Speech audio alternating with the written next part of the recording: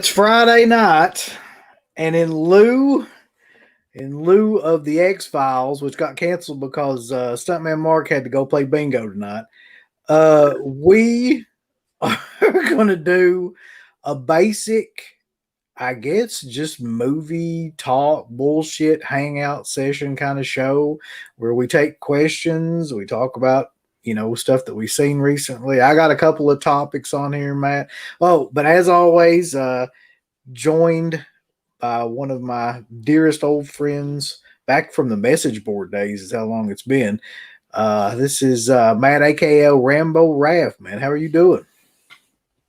Doing well. Thanks for having me. It was a lot of fun hanging out with you guys on my channel. All gamut of emotions, of topics. A lot of fun. Yeah. Thanks for having me. It's a lot of fun. Always fun to do these. Yeah, back in the days on the message board, I was there as the original title of Rambo fan because I couldn't think of anything better. Just I was on barely any message boards, but way back in the day, been a pleasure. Yeah, man, that was back when message boards were the thing. Like that's how you got any kind of information. You talk to each other. Nowadays, it's Discord and like these kind of things. But back then, you just had like that was it. There's 100 different ways to communicate with people now, but that was the main one back in that time. Or nowadays Twitter, which Twitter sucks, folks. I mean, that's why I'm rarely on Twitter.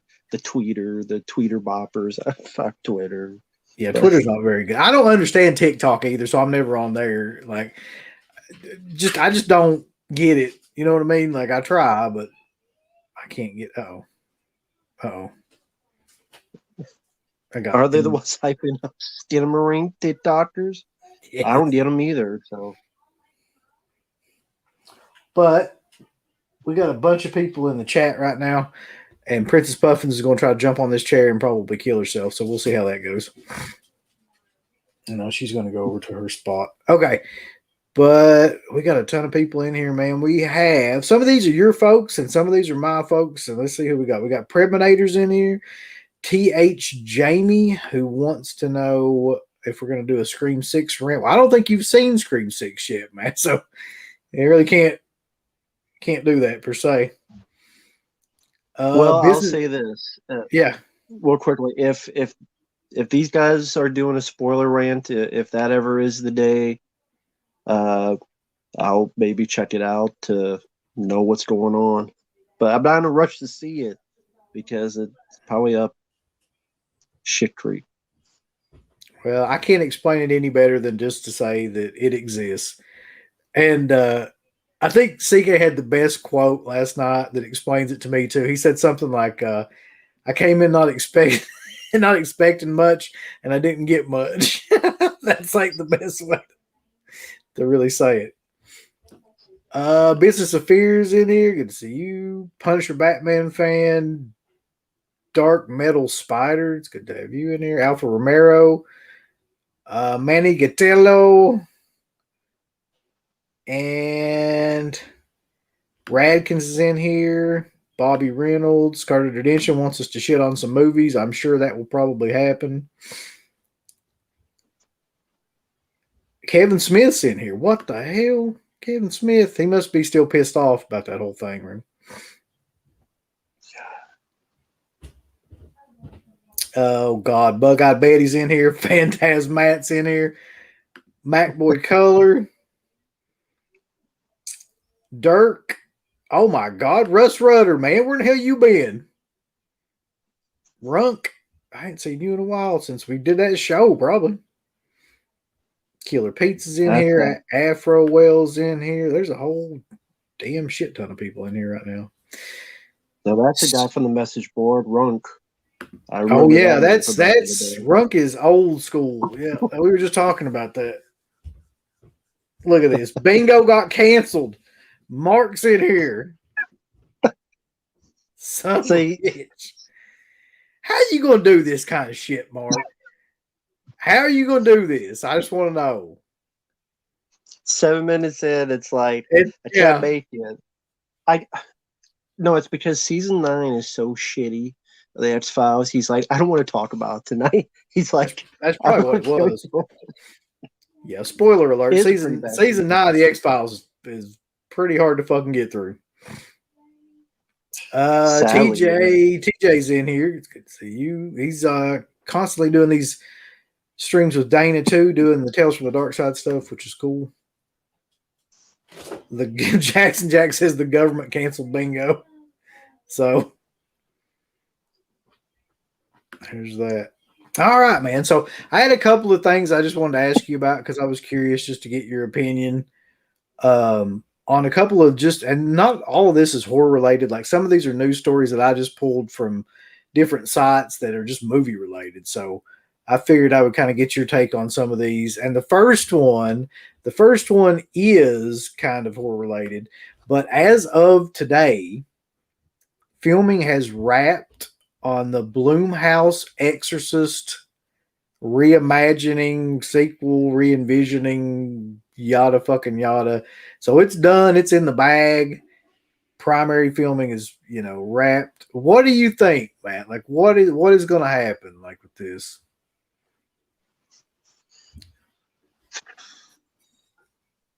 Who's the director of it again? I believe it's David Gordon Green. Well, that rests my fucking case.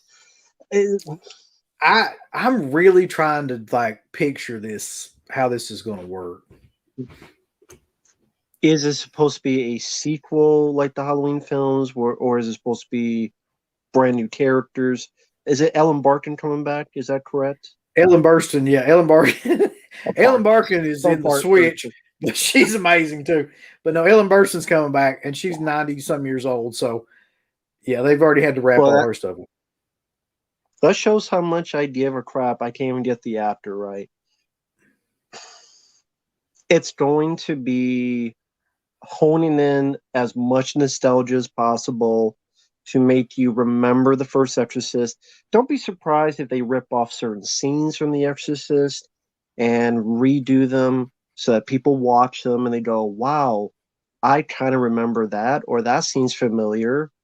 Yeah, it's familiar because you just saw it in the first film. Or, in all seriousness, how many exorcism, possession type of films have been made since then? Other than the name recognition and brand, what is really with the material? There have been a lot of really shitty Exorcist films made, with probably the only like decent one being the one with Jennifer Carpenter. What the hell was it? Exorcism of Emily Rose? Emily Rose, yeah. Then there was the Last Exorcism, which was the Eli Roth produced one or whatever. There's been Pray for the Devil. There's been that one with the nun on the cover of it. I can't remember what that one was called. Was it called The Nun? No, I'm not talking about the nun. It had a nun on the cover of it, but it was like some shitty exorcism film. I went and saw it in theater, but I cannot remember the name of it to save my life. But there's been a lot of bad. Here's the thing that I'm trying to envision in my head, though. Okay. Take the way he did the look and the cinematography of the Devil's Due. That's the one I'm thinking of. The look and the cinematography of the Halloween remake, and try to like envision an Exorcist movie like that. And I'm just kind of scratching my head because how would that work? Like The Exorcist, one of the reasons why it works is because it looks like a documentary film almost. It's filmed like really, really kind of sparsely, and you're like almost with all the characters and stuff like that. All of David Gordon Green's shit that he's done is really slick and overproduced and very like Hollywood. And I'm just trying to figure out how those things will combine to make anything halfway decent. Well, even if you try to have some good cinematography within the story and the type of scares, what else can you do that has been done? It's like the zombie film has been done to death. The possession film is another thing that's been done to death. Yeah. Wes, for those out there, CK, he reviewed Pray for the Devil. The Yep. same typical go in the corner, girl going this. Yeah. I'm surprised. If that doesn't happen when the new one comes out, I'd be surprised by, or it'll be Exorcist, a triple X parody. It'll be like a lame title. And like Ellen Burstyn, not Barkin. Someone said, what, she's 90 years old? Like, she's not going to be able to do a whole lot. No, she'll just get on there and be like, "Hey, my daughter." Hey. I guarantee you, I'll bet every dollar there'll be some kind of pea soup gag Yeah. to remind you. Ain't gonna be worth a shit on the wall. Ain't gonna be worth dick. And Father Karras will be replaced by Father Cunningham. God, I hope not. That's the thing. Like back in those days, back in the 70s, and that was made in the early 70s, The Exorcist was, it was fairly easy, like, to kind of drum up controversy and make people kind of terrified just by showing some of the things that they did. Nowadays, I don't know really what you could show that would like shock people anymore. Because, you know, everybody's seen everything now. Especially at the era of the Conjuring films and the Insidious films. I mean, I know it's not the same thing. But there's elements of it that's incorporated into it. And like I said, the countless. Remember back in the day, there was one that Anthony Hopkins did called The Rite. Yeah, it was like 2011, and it's going to be familiar, and it's going to bask in nostalgia and the name recognition, and they're going to try their damnedest to make you remember the past. That's all they really got. That is really all they got. And then that's how the Halloween films made money, because the movies weren't worth dog shit. They weren't worth a pot to piss in my opinion. And I think this will fall short. Yeah, they're gonna. To me, there's no way this movie doesn't suck. There's just no possible way, because it's hard enough to make like a Halloween movie, you know, to make anything like that, like halfway decent, which I think he actually did with the first Halloween remake. I know we probably disagree on that, but I can watch that movie. I cannot watch Kills and I cannot watch Ends, but I can watch Halloween 2018. But that's a whole different type of movie than The Exorcist. And the way he's been going lately, his track record lately on the last couple of films that he's directed, if he goes into it trying to do a bunch of bullshit, like that movie will fall apart really quick. That's just kind of how I see it going too. It's also strange because it's not really a successful franchise other than the first one. I mean, my personal favorite is the third one. I love George C. Scott. I love Brad Dourif in it. But 2, 3, both versions of 4, none of them were successful. None of them did well at all. So again, other than the name recognition of the first movie, like it's not a successful franchise. Even Halloween, you know, there were some successful sequels at box office, and like Exorcist 3, I love, but then I don't think it did that well. So again, it's nostalgia reigns supreme. I've said that many times before. You just look at what's making the money at the box office the highest. It is, I mean, Scream 6, you know, is out, and that's going to make a lot of money no matter what anyone says. And they're going to do a Scream 7, I guarantee it. Oh, Lord, yeah.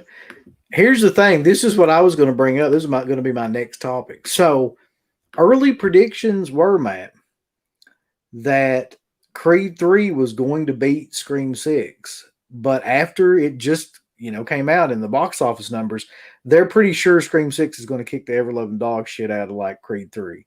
So, I'm just curious, like, how do you stand on either one of those films in terms of, like, what's your opinion of Creed 3? And just like, you know, the fact that it's probably going to get hammered in the box office by Scream. That's like choosing, do I want to be shit on or do I want to be pissed on? I don't like either fucking one.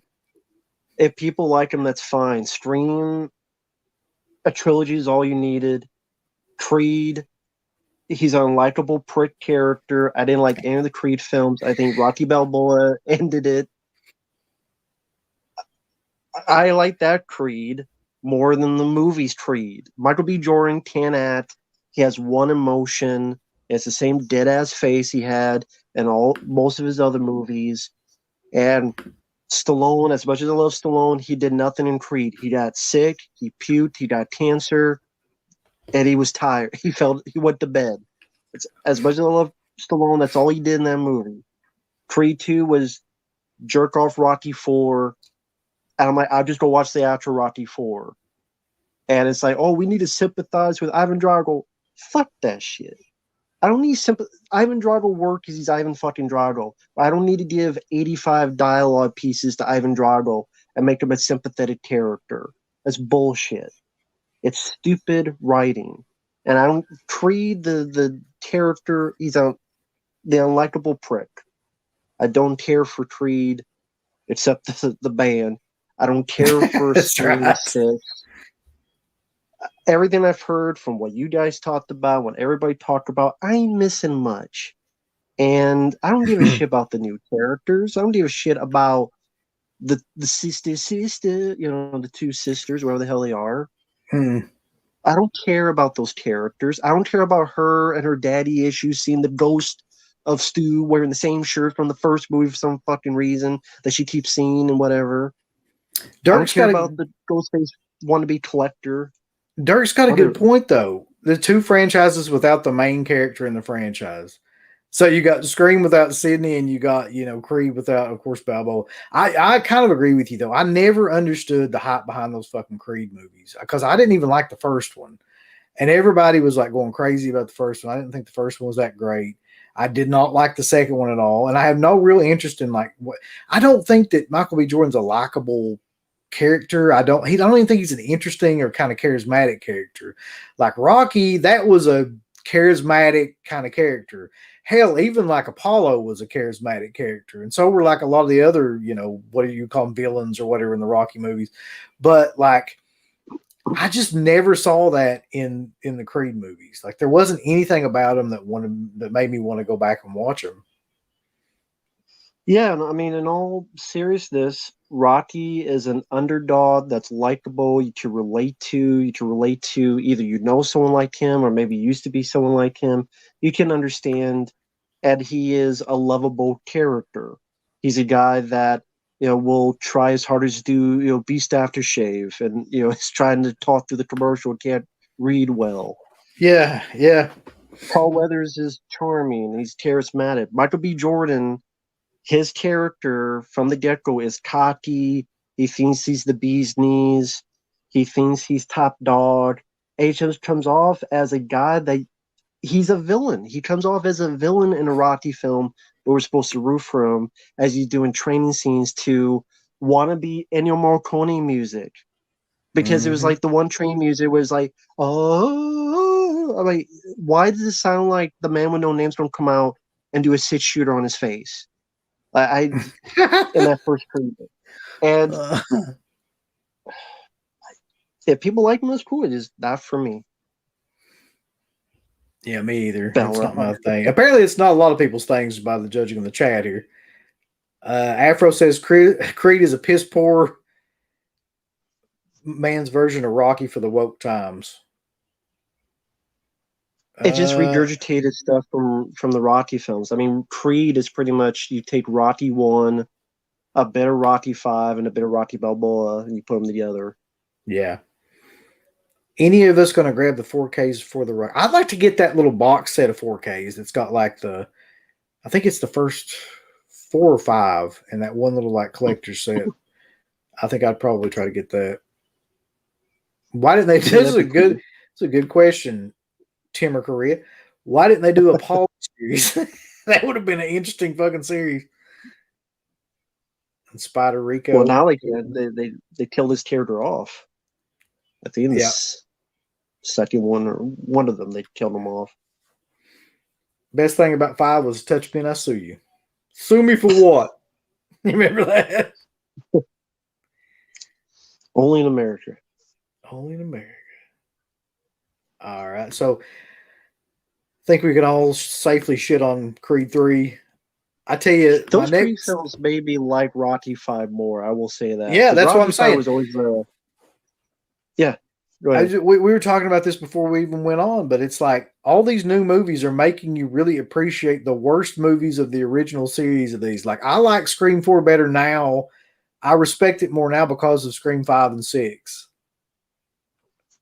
are so bad. Like, it's just how I feel about it. And I said this before we started. It seems like that's almost part of their intention to just get their backlogs more successful for streaming and 4Ks and all this stuff. You know what? That sucks. Let me go see this new one and buy it because it'll be better. Oh, God, this is going to be a tough question. Real quick, Matt. DJ Donnelly's got a question on here that I haven't seen yet, so I figure we do this one. Prequels you like more than the originals? I like all three of these movies, but I would say Missing in Action to the beginning. I like that darker aspect. I thought it was kind of interesting for him being a POW that gets tortured and you gets to kick some ass, get some flamethrower fun, gets to have a one-on-one fight with the bad guy. I liked all three Missing in Action movies. It's a good trilogy. I'm still surprised they didn't do a fourth one, but Chuck Norris is busy. Walter Texas Ranger. But Missing in Action to the beginning, which was meant to be the first one, but then they made both at the same time or back to back, and they thought the sequel was the better movie, so they made that the first one. Thus, the second one became the beginning. So there might be others, but Missing in Action 2, I definitely like. I'm trying to It's think. my favorite of the three. I'm trying to think if there is a fucking prequel I like more than an original.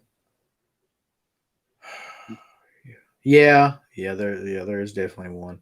The Texas Chainsaw Massacre: The Beginning. That is an awesome, amazing film, and Andrew Bernowski gives the performance of his life in that. Jesse wants to know telephone number again. What are your thoughts on John Wick 4? I'm curious about it because I'm a sucker for action films. They're my favorite genre. I love horror, but action is my number one favorite. I love the John Wick movies. I don't know how they're going to end it, and the goddamn movie, the movie does not need to be 3 hours long, for crying out loud. I'm tired of movies. They need to hire editors. Yeah. And there are some long movies I like, but when did editors disappear? Did they get fired? Are they on hiatus? Are they on a strike? Why do movies not have editors anymore? Why does every movie need to be 3 hours long? And I love the John Wick films, but does it need to be 3 hours long? No. Does the fucking Scream movie need to be 2 hours and 14 some minutes long? No. Like, there's no reason. Long? Yes, there's no reason that movie needs to be over 2 hours. And you'll see there's so much shit in that movie they could have cut out, and it would have made it it would have made no difference whatsoever, and probably would have made it better, actually. But you're right, though. These movies keep getting longer lately, and for no discernible reason that I can figure out. Why, though? I mean, why do you think they started doing that? Just because directors think they're making such art that I cannot cut this out? Or you know what I honestly think it is, though, with some of these, like especially these sequels and remakes and things like that, they have to get certain things in each one of the films, like that they think that will please the audience. So certain beats have to be in every one of these films. So with like John Wick, there's going to be some scene in it where he has to like buy some guns, and he's going to have like some sort of monologue, and like, you know what I mean? There'll be certain things that they'll have to put in there. And like with Scream, it's somebody has to come out and explain like what type of movie they're in. Like in Scream 6, they're like, well, we're in a franchise now, so this is what happens in franchises. Just like, you know, Randy did in part 2, where he had to be like, this is a sequel and all the rules have changed. So I think there's all these things they have to get, that they think they have to get in these films, that it makes them longer, just unnecessarily like fucking long. Like you got to introduce these legend characters, legend characters, whatever, and then you got to like bring in new people, and then you got to like have 5 different plots going at one fucking time. So it just convolutes the whole thing, really, or seems to, in a lot of these films. Well, I mean, back in the day, they made a lot of sequels, and they didn't have that issue and problem. I mean, something definitely changed. I think just the nostalgia part is what is kind of making all this stuff different now, because they're just relying heavily on nostalgia for everybody rather than like actually just telling a story. Dishonesty brings up one that I didn't even think about prequel wise. Pearl I actually like better than X, so I would agree with that. Let's see.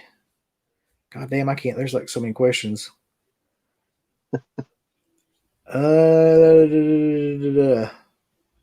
Exorcist 3 may be one of the best sequels ever made. I kind of agree with that. For a generation with with short attention spans, the movie keeps getting longer. Yeah, that doesn't make any sense. I did see Infinity Pool carded redemption. I'll talk about that at a later date because that needs to be talked about. Let's see here.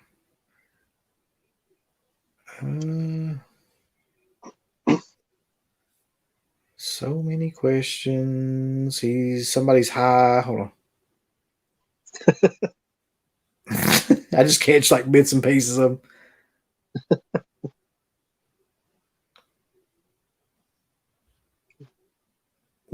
Scratch says one way you can look at a long movie lengths is that you're getting your money's worth at the theater. Well, yeah, I mean, I guess that's kind of true unless you're bored to tears.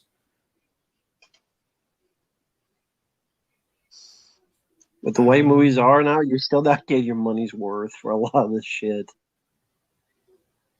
Oh my god, I can't post this, Rambo, because there's a word in it that we're not allowed to say anymore. But Okay. Cornelius wants to know, like, the new Teenage Mutant Ninja Turtles movie, like what your thoughts are about that. I can't wait to hear this. Oh, I see. If there's words you can't post, what words I can't say? Oh, I see it now. Yeah. Yeah, I see it now. We're not allowed to say that anymore. I said this before on my videos. It sucks. And it's like, why should... Am I mad in a way? Yeah, but it's like, I knew it. It's Seth Rogen. The last thing he did was something called Santa Inc. was Sarah Silverman. And Sarah Silverman is like a disease. It's like Seth Rogen's like a disease. And you hope you meet the cure. There you go. They are getting younger and younger. And the next movie, I'm sure they'll be just fresh out of diapers, or it'll be like Muppet Babies with the turtles, and turtle babies, a shuriken or two. Turtle babies, a ninja kick for you. And it's like the one Donatello character, he sounds like he's 7 years old with his voice. I'm like, the Goonies sound like they have more. They could kick their asses. The Goonies could. The Goonies sound older, tougher than these characters. It's meant for kids. I don't care about the kids. I'm not a kid. They want it, they can have it. It is what it is. It's hard to get crazy upset about because I expected it. It's like every franchise in the toilet. I can barely think of an old franchise not in the toilet. Well, that's what I was saying, man. Please stop making these fucking franchise movies. Like, for the love of God, like, I know they make money and that's the only reason they're making them, but you were seriously just putting out bullshit, just churning out shit. Like, it's as if, you work in a factory that just makes shit bars instead of chocolate bars, and that's all you're like churning out, like, week after week is just these fucking mediocre movies that shove down people's throat. And like some people, I feel like you said, they have to say they like them because they grew up with the movies, and like it's just they're kind of protective of them. But these movies objectively suck ass. They just do. Look, think about it. Scream, Halloween, Texas Chainsaw Massacre, the friggin' Creed or Rocky series. What was the one? There's another one you just named too. That was, I mean, besides Teenage Mutant Ninja Turtles, but like there was another Terminator, one. Ghostbusters, Terminator. Yeah, it's like Alien, Predator, with your buddy Boyd Holbrook, the Predator. That's right. Yeah, makes me where mad. A kid is like, okay, you have Arnold the Predator, right? The classic Predator, Predator 2. I love. Then you have a new one where someone gets their arm cut off, and the Predator puts his arm off with a thumbs up, and the little kid. They want the little kid because it's a word I can't say, but he's special because it's a superpower that predators want now, because it's a spectrum that's now that I can't describe more because it makes no sense. These are grown people making more money than any of us in the chat will ever see in our lives, and they're able to do this for a living, and they get rewarded for it. And I'm like, I don't get it. Maybe the chat, someone, do you get it? I don't think the chat gets it either. But you should probably stop thinking about this, or you're going to have an aneurysm. We don't want that on a live stream. Although, I mean, it'd be a hell of a show. Scanners. Yeah. All right. Here's something else I wanted to bring up too. Just kind of switching topics a little bit. This was in the news recently as well, in the entertainment news, that is, as if that's really news. Adam Driver's new film, 65, took a giant shit at the box office. I don't know if you heard about it. It's basically a dinosaur, like prehistoric fucking movie, from what I can gather. Completely tanked, both on, Rotten Tomatoes and in general. Why do they keep, I guess my question for this is, why do they keep trying to make these weird kind of like Neanderthal / epic movies? Like, I thought they would have learned from that Roland Emmerich fucking movie that, what was it, like 65 BC or 10,000 BC. 10,000 BC, that fucking flopped harder than anything and lost like hundreds of millions of dollars. Like, they keep doing that style of movie, man, and I can't figure out why. Didn't The Rock do a movie kind of similar to that bombed? Like, where he was back in some sort of prehistoric era. Like, there's been so many of those movies, and they never do worth a shit. And Hollywood keeps putting them out. I don't understand.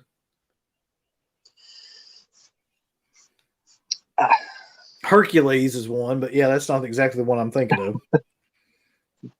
I don't remember him. I know there was a big monster movie he did called Rampage, but that's not in Back in the Day. I can't remember the Back in the Day movie for The Rock.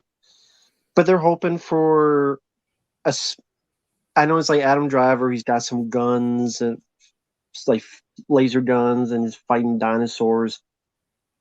I guess they look at where like the Jurassic Park films are successful, so they're hoping to capitalize on that, or some of those Godzilla movies, the MonsterVerse is successful, so they're banking on that. And I can appreciate that more, of trying to do something more different, because I would appreciate that more than a Scream 6 and just regurgitation. It may fall flat on his face, and I haven't seen it, so whether it's good or bad, I don't know. Yeah, but I'd rather them do more of those attempts than this constant all the the Marvel films, which I'm tired of, and all this other stuff. Well, fuck! Don't even get me started on that. Like, that's a whole other.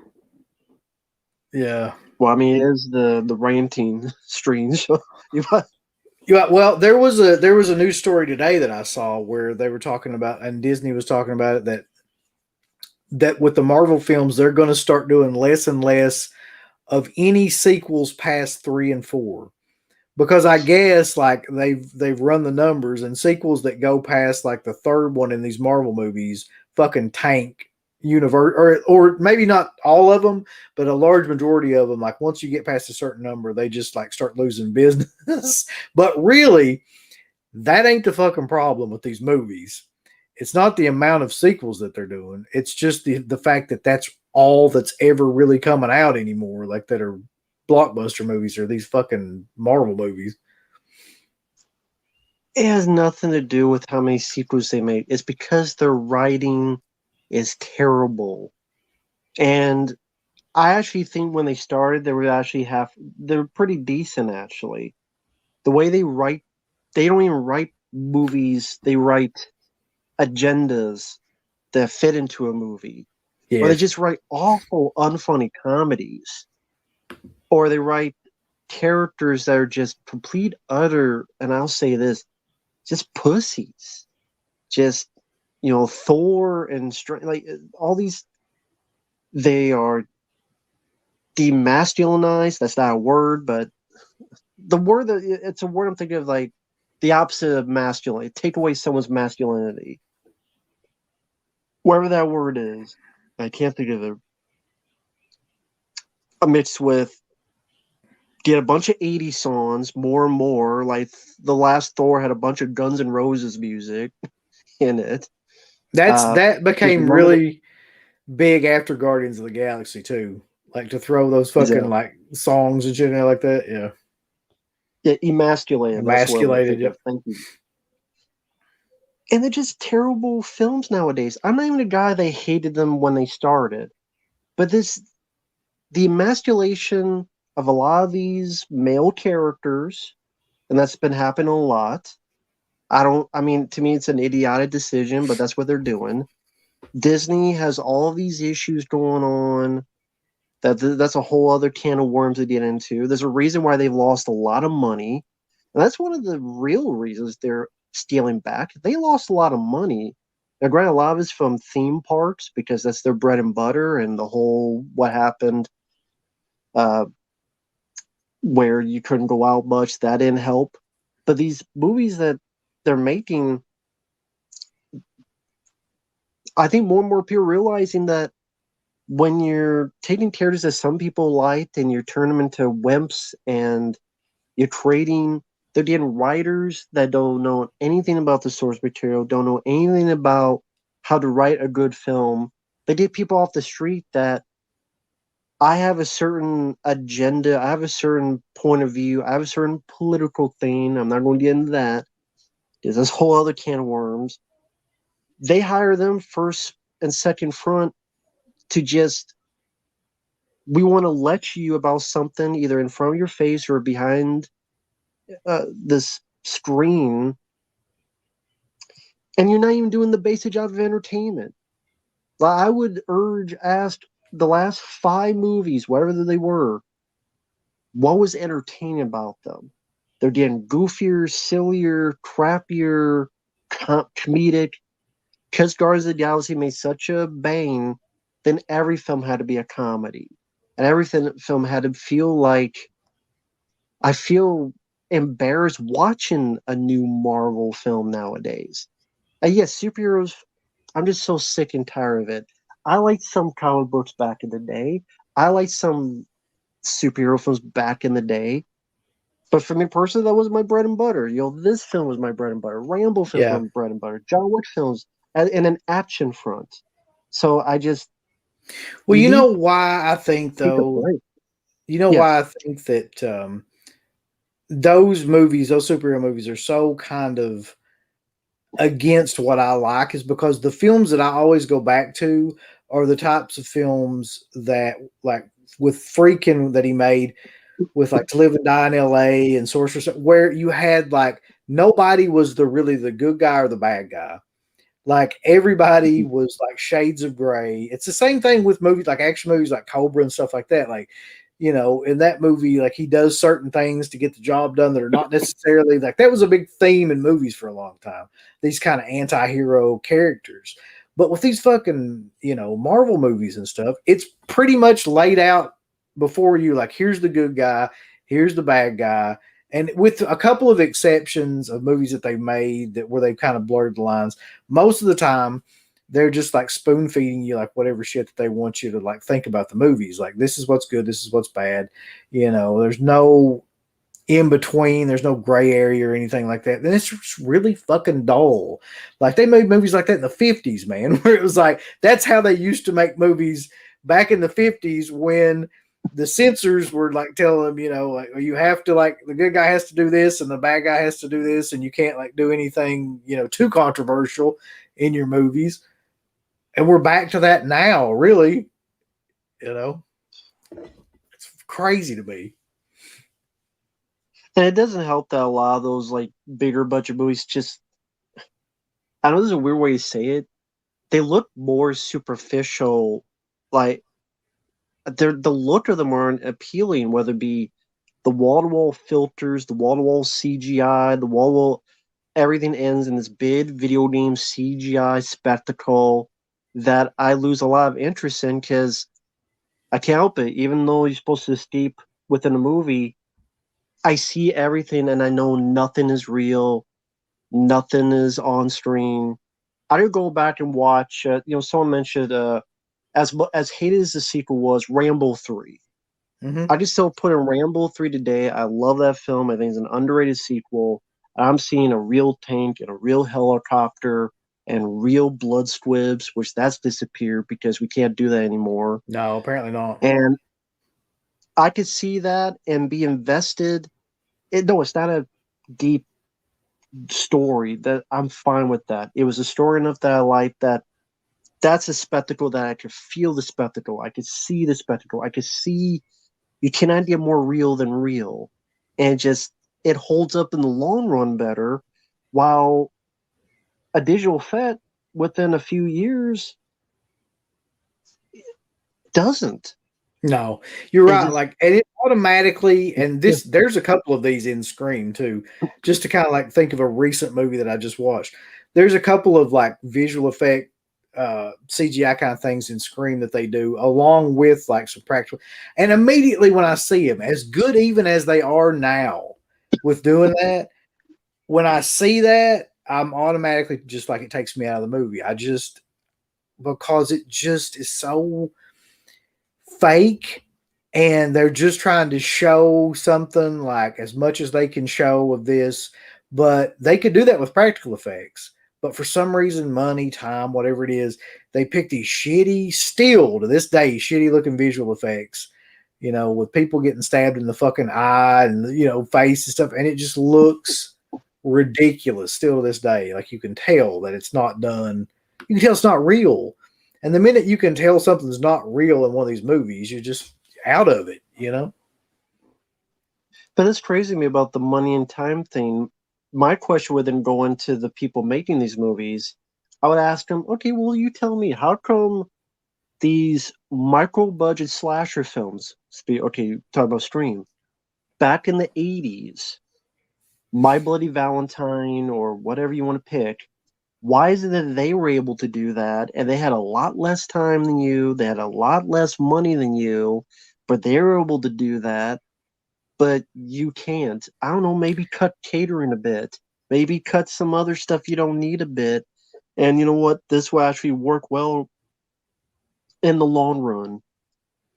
Like, why is it that they could do it back then I guarantee they had less time and less money, but they can't now. And because it's not like Scream 6, I guarantee was a low budget, like compared to them. I'm sure it was like 10 times the budget, even with inflation and stuff. I just don't understand. Me either. Ragnar brings up a good point that I want to transition into something I was going to talk about anyway too. There was an article out recently that was talking about the death of movie stars in general too. Just the death of like your guys like Stallone and Schwarzenegger and guys like that really like became these big and you could sell a movie just based on them being in it. And now there's really maybe two guys I can think of that you can do that with. Other than that, you can't. There's nobody even close to being able to like sell a movie based on just who the person is. So, and a lot of people think that these Marvel movies killed that off because everybody in these movies became just like a character. They weren't like, I think Tarantino said this too. They weren't like, the person, they were the character. So you had like Iron Man versus like Robert Downey Jr., or you had, Captain America versus whoever the fuck that guy is, Chris Pine, or who plays Captain America, Chris Evans. Yeah. So it's like they just became characters rather than actual like movie stars themselves. So whenever you think about Chris Evans, you think about Captain America now. You don't think about Chris Evans. Whenever you think about, whoever, you think about fucking Thor, or what's that guy's name that does Chris Thor? Hemsworth. Yeah. So it's like that became who they were. Rather than being an actual star that could go into a bunch of different movies, like they became that person. And that's part of the reason why you can't create these movie superstars anymore. I kind of can see that too, like, because the guys that I'm thinking of, like, if I'm thinking, okay, who's a guy that you could bring in and that just based on him alone would make money? The Rock is the one guy that I can think of for certain that they still do that with. And I hate to say this, but probably fucking Keanu Reeves. Like in any of these I would John say Wick, Tom Cruise. Tom I Cruise. would Yeah, say you're Tom right. Cruise. You're right. Yeah, that's which is weird but you're right. He is one of the last like big guys left. I well, I think, I mean,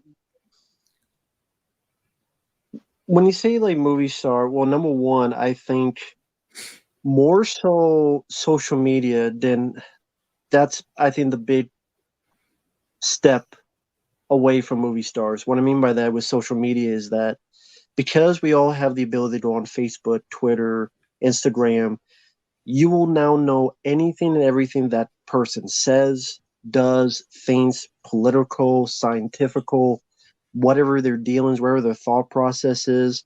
So, one, you don't have any sense of mystery with them. You have no sense of how can I miss you if you don't go away, because they're always there, because you posting stuff, putting their thoughts out there, uh, learning more that you really didn't want to know about them. It's like, you know what? A movie star had a certain mystique about him where Mm-hmm. whether you like him or not, you only knew him from the movie. Uh, like Arnold Schwarzenegger, knew him because of the movies. But then when we know more about him, governor, and being a crappy governor and sleeping with his, whatever house is maid, His and nanny. Was have a it the kid with the nanny maid. or the Yeah, maid or what? Yeah. God. he's a movie star, but then that lessens down, and other people that lessens down. So knowing more about them makes them either less interesting or less put on a pedestal, which movie star kind of did. Movie star, you kind of put on a pedestal as bigger than life to sell a movie. And then also studios stopped selling the actor. I mean, trailers, marketing, posters, they didn't even say starring. Back in the day, we had trailers starring blah, blah, blah. Starring Robert De Niro, he's this. Starring Al Pacino, he's this. They stopped doing that. He's either A, they realized that no one has a perfect batting average. Many of them will go on to make either bad decisions or terrible movie decisions. And many of the films they make turn out not to be that good as movies have become more crappier.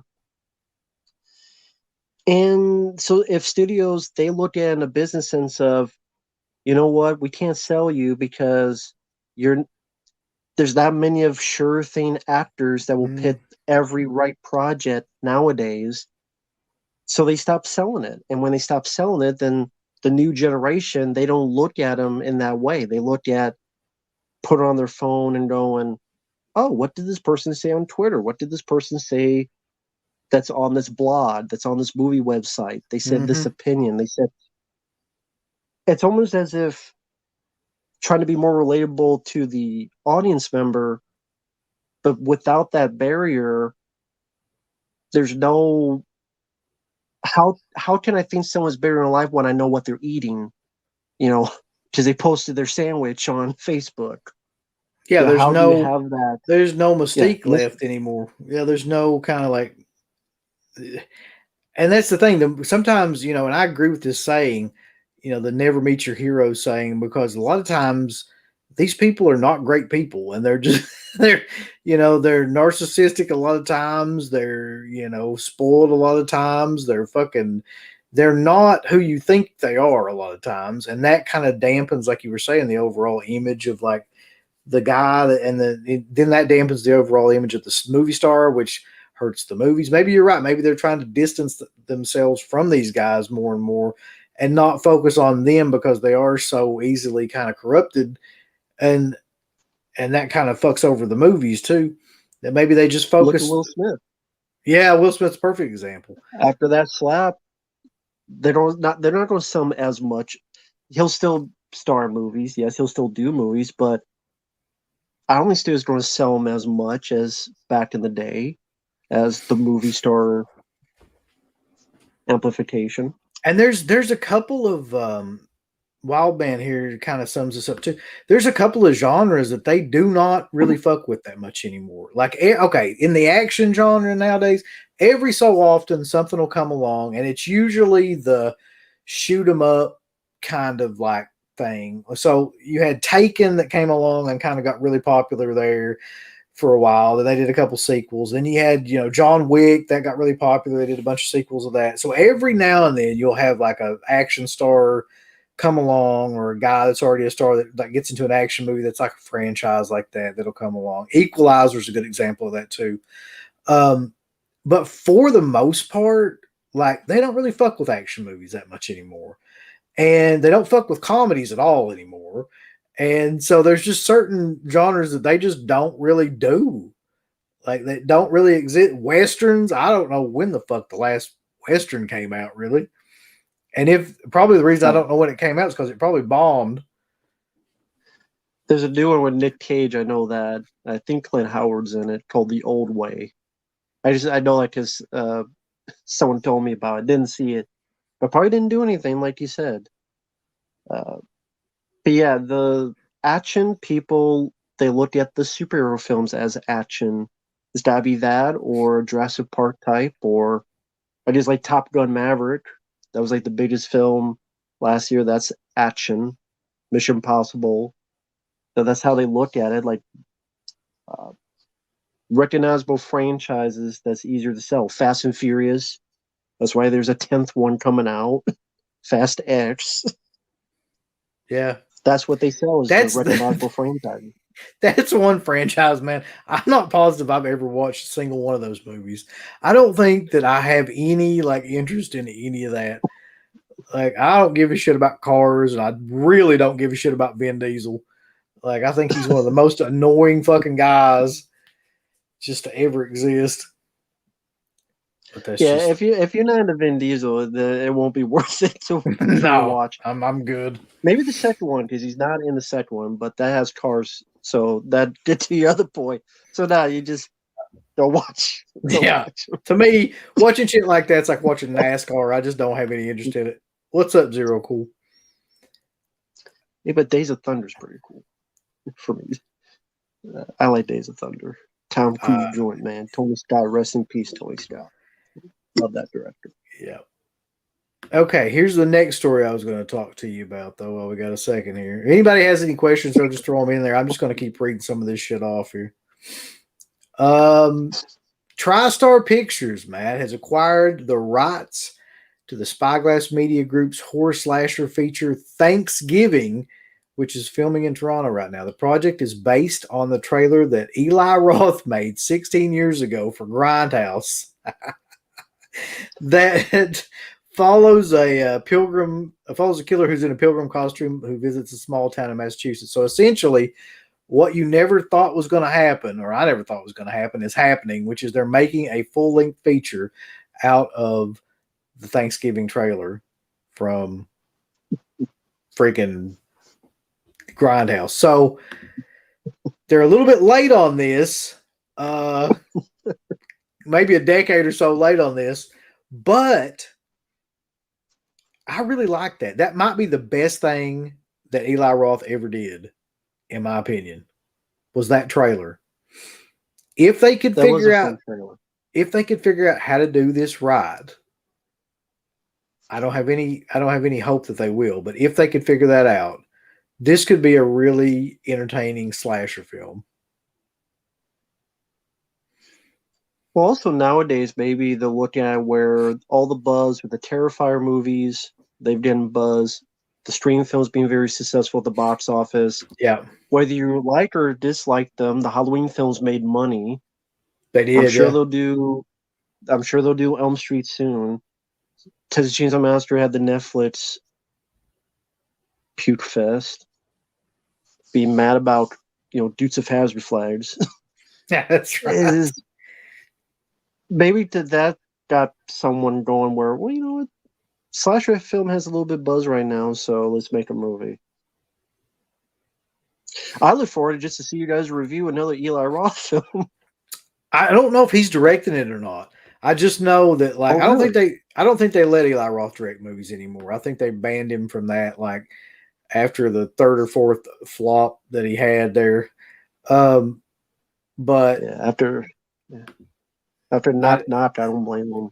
yeah, Jeez. I just know that they got the rights to do it. I don't know who's actually going to be directing anything, which brings up a lot of things for me about Eli Roth. Like, to me, he's one of the most overrated fucking guys that ever existed in terms of like people actually liking, his films and things like that. Because I don't think I've liked any of them.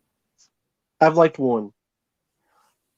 I will admit I did like his Death Wish movie, but I liked Bruce Willis in it. I liked Vincent D'Onofrio in it. I did like his Death Wish movie. I thought that was pretty fun, but that's me.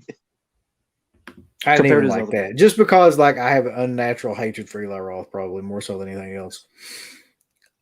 Well, I don't know, unnatural. I mean, you gave legitimate reasons throughout the years. Back in the days of watching Kevin Fever, you guys didn't like, but it seemed like Hostel was almost the breaking point because the hype that film was getting. Because there's also around the time Adam Dream had Hatchet. It was like that was your tag team mortal enemies, guys, and then Adam Green and Eli Roth. It's like you two did a tag team battle.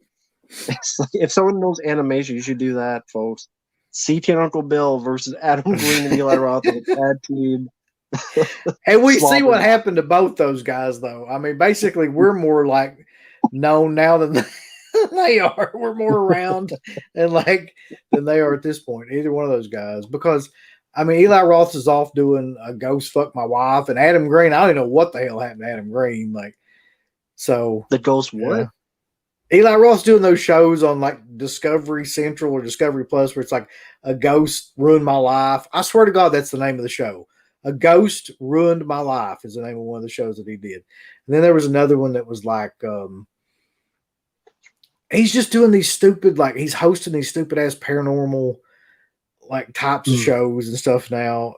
I don't know. It's just all that stuff he does now is kind of just be real kind of awful stuff. But X-Ray Punch says, and I do remember when all these guys were talking about Eli Roth was going to be the next great director or whatever. Let's see where that shit went. Not even Quentin Tarantino's push could get him over at all. So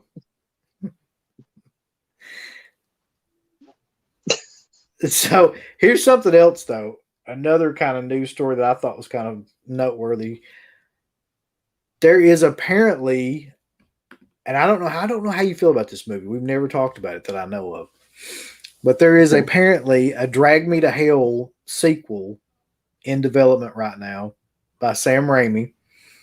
And it'll come out probably within the next year or so. Possibly within the next year or so. And I didn't like the first one, just to be perfectly honest with you. I never liked that fucking movie. I never did either. I don't really know why they're doing a sequel to that movie. I don't think it did that well, did it?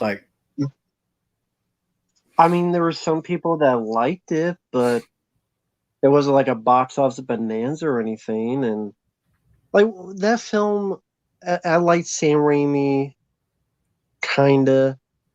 I see kind of because other than the Evil Dead trilogy, there's not a lot, and maybe Darkman. It's not a whole lot of other Sam Raimi films I like when I really think about it.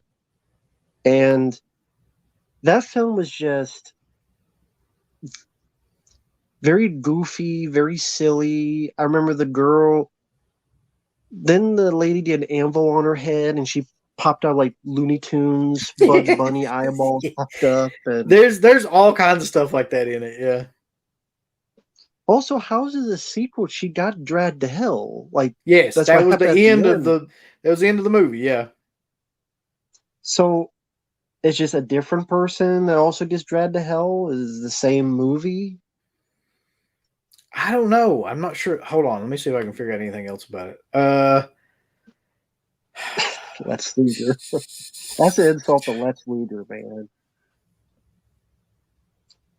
There's That's pretty still push. Just apparently watch there's that promo online where you can't take off the shirt. He's like, shirt's I too don't tight. know. The shirt's I too don't tight, know. Billy. Yeah. That's better than Eli Roth. Come on, That Ashley. promo is better than anything Eli Roth's ever done. You're right. I don't know. Can he afford to pay me? I don't know. Yeah.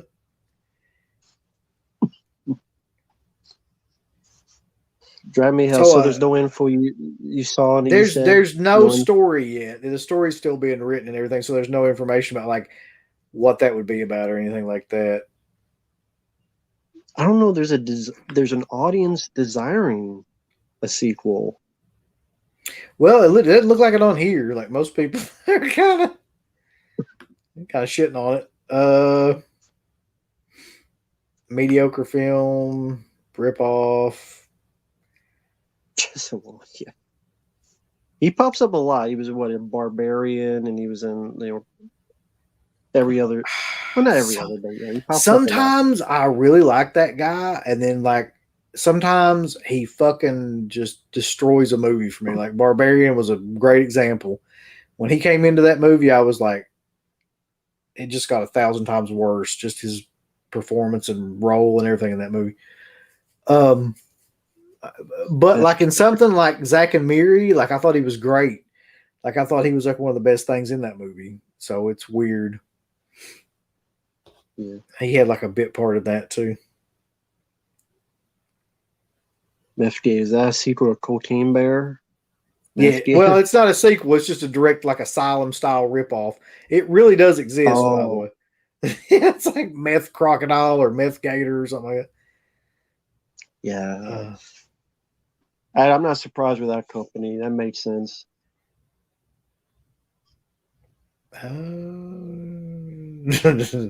Cocaine Shark or Amityville Toilet. Is Amityville Toilet one of them ones done by Cool Looter that he just got like a bunch of people to pay for? Probably.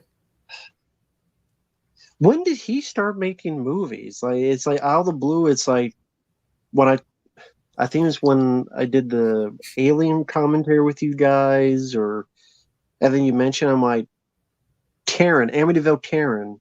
I think what's the name of it? And I'm like, yeah, Karen? that was it. Movie? That was one of his movies. Yeah. I don't know, man. It's like his dad is rich. I do know that. So his dad probably like gave him some money to finance shit and yada fucking yada. And he also like crowdfunds most of this stuff because I'm sure he can't get any kind of like decent deals from anybody because he's a talentless fuckwad. But you know,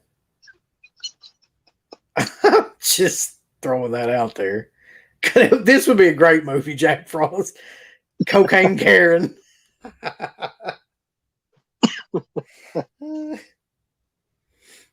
Yeah, Cold Duder's working his way up to be on Asylum's level. He's not quite there yet, but he's trying.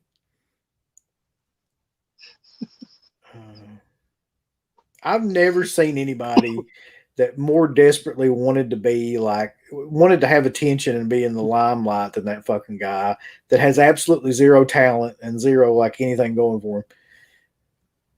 And just fucking like tricks people into giving him money to make these god awful movies. His dad, if I really feel. his dad, if I remember correctly, worked at Disney somehow or another. I don't know if he was an executive or I don't know what he did exactly. He could have been dressed up as fucking Goofy for all I know, because he certainly was that too. Jesus. Anyway, that's enough talk about that fucking turd. Tell us how you really feel. Yeah. How do you feel about? I feel like that's one dude that's just perpetually going to be stuck in adolescence and fucking like be living off his parents and whoever else for the rest of his life. Hey Chris, guys, I'm doing a video with Uncle Bill. Wow. We're going to be talking about some movies I bought. I'm not going to watch them or open them. I bought like 85 movies in one day. And they're going to be right here. You're going to watch all those damn movies, man. They're going to be collecting dust. You probably bought them and then sold them the next day. He was the first guy that I remember that really got popular, though, by just buying shit, like tons of shit, and talking about like how much shit he bought. Like, I don't remember that, but I'm sure there was other people before him that did that, but like he was the first one movie-wise where that was his gimmick. Like, his gimmick wasn't that he knew a lot about movies. It wasn't that he watched movies. It wasn't that he even liked a lot of different kinds of movies. It was just about like he bought as much shit as he possibly could, and people were amazed at how much shit he bought, and that became the gimmick that got him over. Which now there's a ton of people that do that, for better or for worse, I guess. God bless them. Here's a good question, though. Thoughts on Renfield with Nick Cage as Dracula? I don't know. I mean, I saw the trailer and I don't know how I feel about it. It just kind of on the fence of it. I don't know what they're really. I mean, it's supposed to be like very silly and comedic and goofy, and I don't know, man. I don't know. Kind of a question mark for me. I don't know how I feel about it. I can tell you that the kid that's playing Renfield, I cannot remember his name, man, but he was in Warm Bodies and he was in The Menu, and I thought he was amazing in The Menu. But he looked like, I was more impressed with him in the trailer than I was with Nicolas Cage doing his shtick and everything. Like, if I was going to go see that movie, it would probably be based on just like going to see like how he does that character and everything, because Nicolas Cage, as you know, is hit and miss. Like, you don't know what the fuck you're going to get when you go and see a Nicolas Cage movie. You're either going to get one of the greatest performances you've ever seen or something just batshit crazy that's like kind of unfollowable. Like, you're either going to get him in the Wicker Man remake or you're going to get him in Leaving Las Vegas or something like that. It's like there's no in between with that guy. I will commend Nick Cage at the very least. He will at least swing for the fences, and God bless him. He a lot, like you say, he's hit and miss, but at least with each film, it's something very different. And I may not liked it, or I may liked it, but you know what? For the most part, I'm usually only pretty interested. Yeah, I mean he just does have the ability to like hold your attention because you don't ever know what he's going to do. Like, maybe that's part of his gimmick too. I appreciate that, Christian. Congrats. Wes wants to know if anybody's interested in us doing a shoot podcast. the debut episode being Cool Duder. It needs to be filmed like the old wrestling shoots, like the old like Jim Cornette wrestling shoots with the old like video camera and just like in front of the camera, just someone asking you questions and just off audio and like old school wrestling shoots. I loved Willy's Wonderland. I don't know why. I just thought that was an amazing film. Yeah, I got the Blu-ray right here by Mandy, funny enough. Both Nicolas Cage ones. Got it right there, Willy's Wonderland. I loved it. I thought it was funny. It was fun. It's a fun film, and I like that's more my bread and butter about it. They were fun films. Cool Duder's come a long way. That guy used to weigh like 500. Well, I congratulate him on losing 500 or 400 pounds of fucking shit, because that must have been what was stored up inside of him, was just fucking horse shit. I know you can't get into it, but some folks may see it as go, why are you so... I know you guys can't get into it, but there's a reason. I'll say I know a little bit of it. There's a genuine reason why Cool Duder is a piece of fucking... It's like Scott Steiner. He's fat. You know, I just feel like I don't have anything good to say about that guy, and I never will. Like, he's the biggest pussy ass fucker I've ever met. Anyway,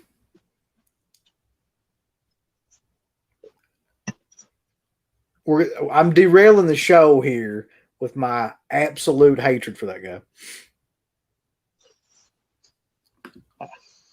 Okay, one more story on here that I wanted to bring up, because I thought it was funny. There is a trailer going around, Matt, for a new film called No Hard Feelings with Jennifer Lawrence.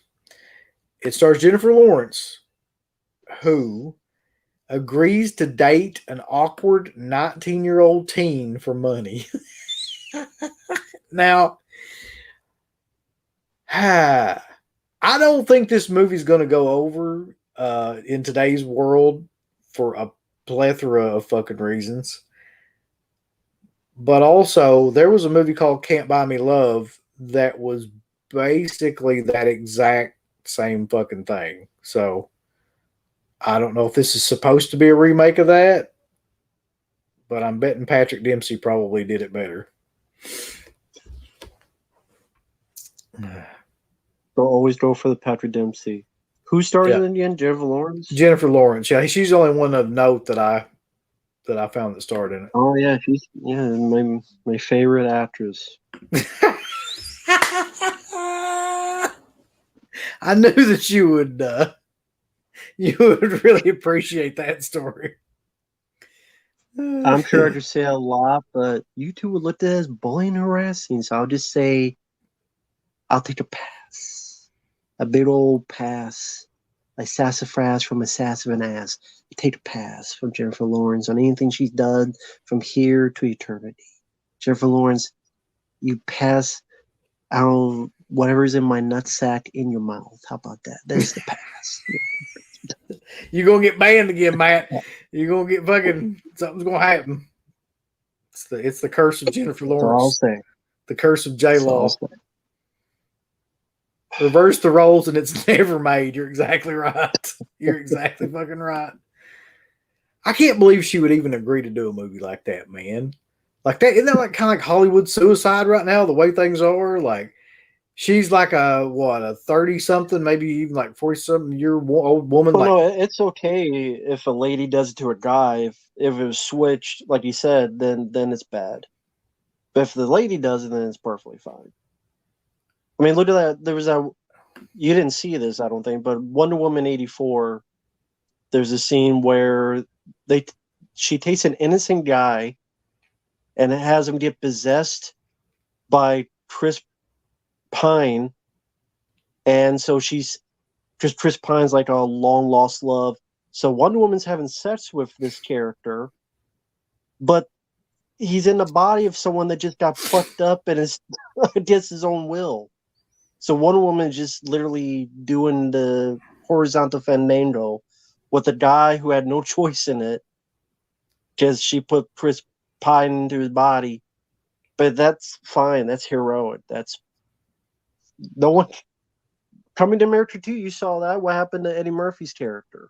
Oh, that's right. From that Leslie Jones.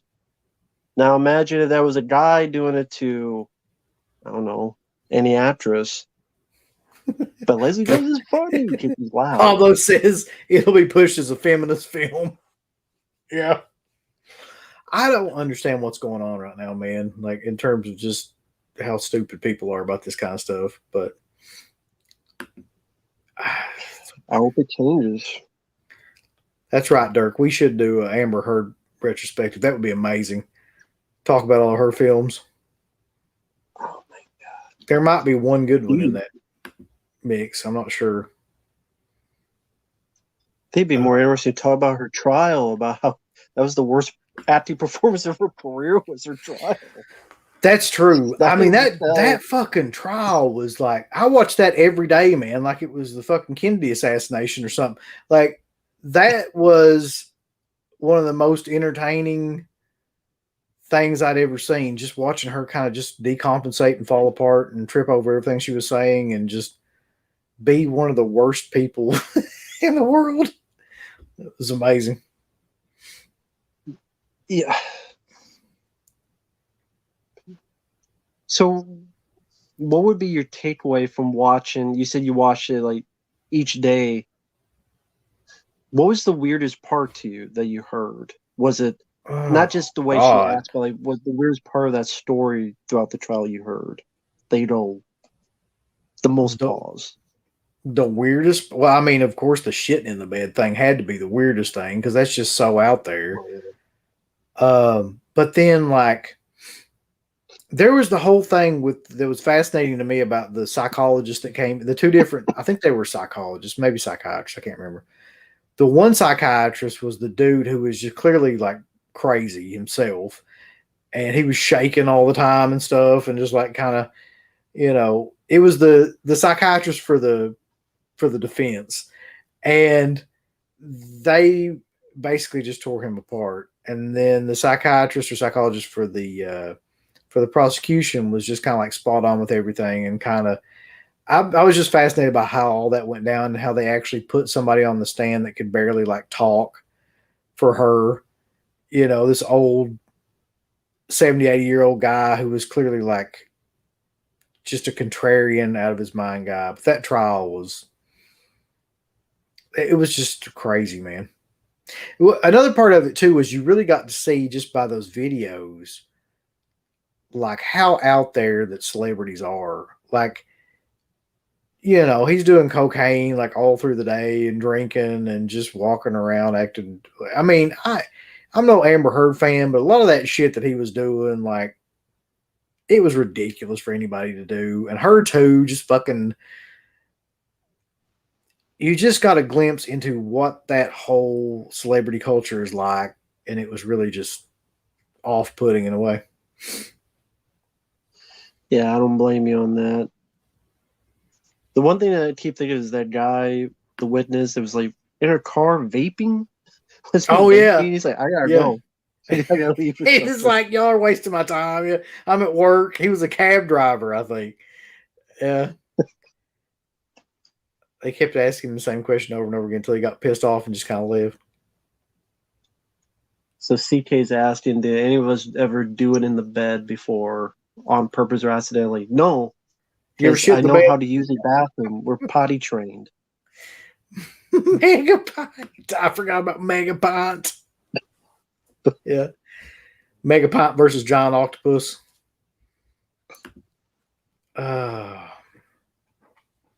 Amber Turd versus J-Law. Just the idea of that, like somebody would shit in your bed. You think about that. Like, you ever been so mad at somebody that thought even crossed your mind? Because I haven't.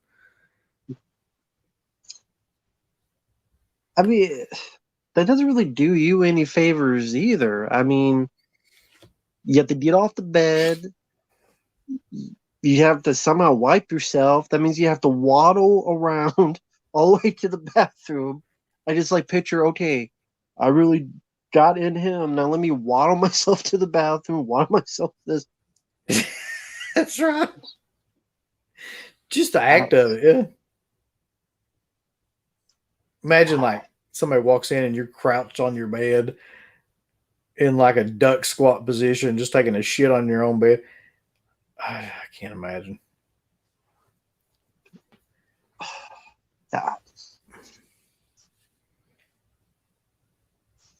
Matt wants to know though, how pissed are you that Leviathan keeps getting pushed back? Tino's done that a lot. To Live and Die in LA, they were going to do, I think, like a year before that. I think that's been longer. That's been like 3 years. There's been no release To Live and Die. I think it's To Live and Die in LA. Yeah. Seems like a lot of their 4Ks they've delayed or not do anything, and you can't ask them because if you ask them, they get mad at you. Stop asking. Well, you're the one who announced it. It's been like 2 years. Like, and you said coming soon. I don't know what your definition of soon is, but it's different from my definition of soon. For companies, don't release info until you know a semblance of when it's coming out at the very least. Because all you want to do is just upset people or get people. Oh, it's coming out To Live and Die in LA. Well, Yeah. it only took like 3 years. Yeah, that's my biggest kind of like release that I'm looking forward to. Aside from the Martin 4K, like that's the next biggest release that I'm looking forward to. I'm going to buy that day one. And they just released Stone Cold on Kino did on it was just Blu-ray though, it wasn't 4K. I think it's already out on Blu-ray, but like they maybe got some new extras and shit on there, I believe. But those two titles I'm gonna buy, and I really look forward to watching Stone Cold and To Live and Die. Well, this is for Phantasmat, says there you go, Phantasmat. There you go. You don't see that often. No. Which you guys took a shit on it. That's fine, though. I mean, I'm sorry, we can't be friends anymore. We have a difference of opinion. Oh, shit. That's what people. That's what you have to do. I'm going to shit in your fucking bed now because we can't agree on Leviathan. We'll piss in your cornflakes. Shit. TJ, that's a good point too. I'm still waiting on this fucking thing as well. They delayed the Adrian Barbeau Stevie Wayne figure from The Fog was one that I ordered probably, I don't even fucking remember. It seems like it's been a year ago or something, but they keep delaying it and pushing it back, so we're all just kind of waiting on that. And they took your money? Oh yeah. So, yeah, it's not like at least like it's different, but at least Amazon, usually they don't take your money until after they send it. But here it's like, nope, we have your money for a year and tough titty. Basically, yeah. I wonder if they'll deflate like the Dick Demon. She'll deflate. It's just lean back. I want a Dick Demon refund too, but I'm never going to get it. I guarantee those people are never going to do anything. That'd be funny if you went to like the Better Business Bureau like website. It's like, I have an issue with this. They deflated my Dick Demon. I need a refund now. They won't answer me. What about this comment? This comment right here. Does the Stevie Wayne figure have fully articulated tits? Yeah, it does. You can milk a squirt out of them and shit. It's amazing. In all seriousness, that is ridiculous. They should. Obviously, it's a company not worth a spit, but they should, regardless of how they feel about you, you were still a paying customer. Maybe not anymore, but you were still a paying customer. You should get what you paid for. Obviously, there's no sense of professionalism, not for the longest time. What do you say there's ever been? Or just there was a time that there was a cutoff point? No, I don't think so. Never? Like, I feel like the same thing. I really do feel like with Severin that if this was any kind of real business, they would have refunded me, like, no matter what, based on how shitty the product was, right? And I sent pictures, and they knew what had happened because it had happened to other people too, and other people had sent in emails and things like that, so they knew. And the guy said he would fix it, but I think what happened right after that is, like, you know, we were talking shit about Severin, rightfully so, because they're usually like putting out a bunch of trash now. And he just found out about it, got pissed off, and now he has no intention of like doing it. But if you were any kind of like actual business person, like running a legitimate business, like you would just fucking replace it because it's a piece of shit. Like it doesn't work. I paid money for it and it fucking fell apart. And that's the bottom line because I said so. You know? Yeah, I mean, you can't deny that the truth is the truth. And sorry to go off tangent, when did companies start acting like, there was a time, usually companies, the customer is right, even if they're Right. wrong, they're right. When did that change to the companies act like trolls on a damn I'll tell you exactly when it random? changed. It changed exactly around the same time that conventions started to get worse and worse. And it changed because you got a bunch of simp fucking fans now. You got a bunch of these motherfuckers that they will simp to any of these guys that run any of these like businesses, these physical media businesses, to either get shit from them or to kiss their ass or just because they want to collect all their stuff like their fucking GI Joe figures from the 80s. They want to collect every one of them and have it so they can show it off, and they don't care because people like that exist.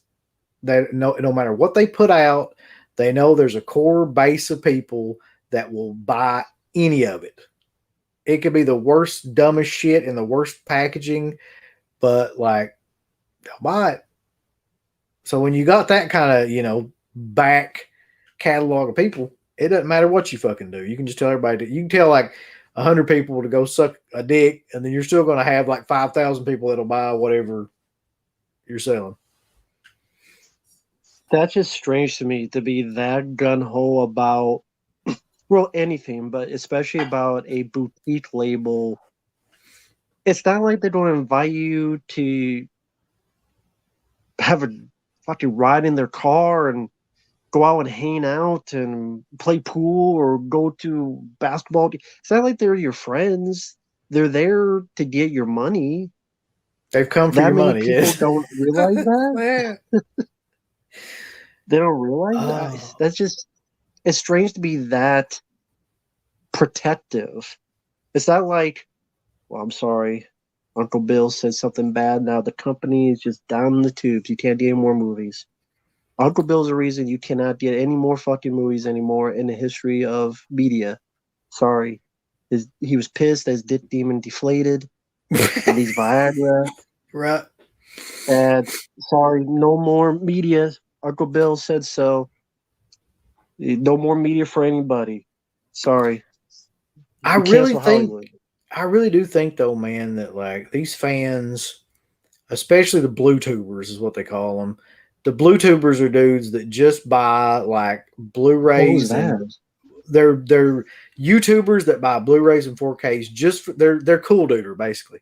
Just for the sake Oh, of like showing off like everything that they've got. And there's a couple of these guys that are like insane where they buy like multiple editions of the same shit and like the same movie and stuff, and just to show them off. And that's really hurting things way more than people realize because now these companies they have a built-in kind of like base of money, so they don't really have to do anything.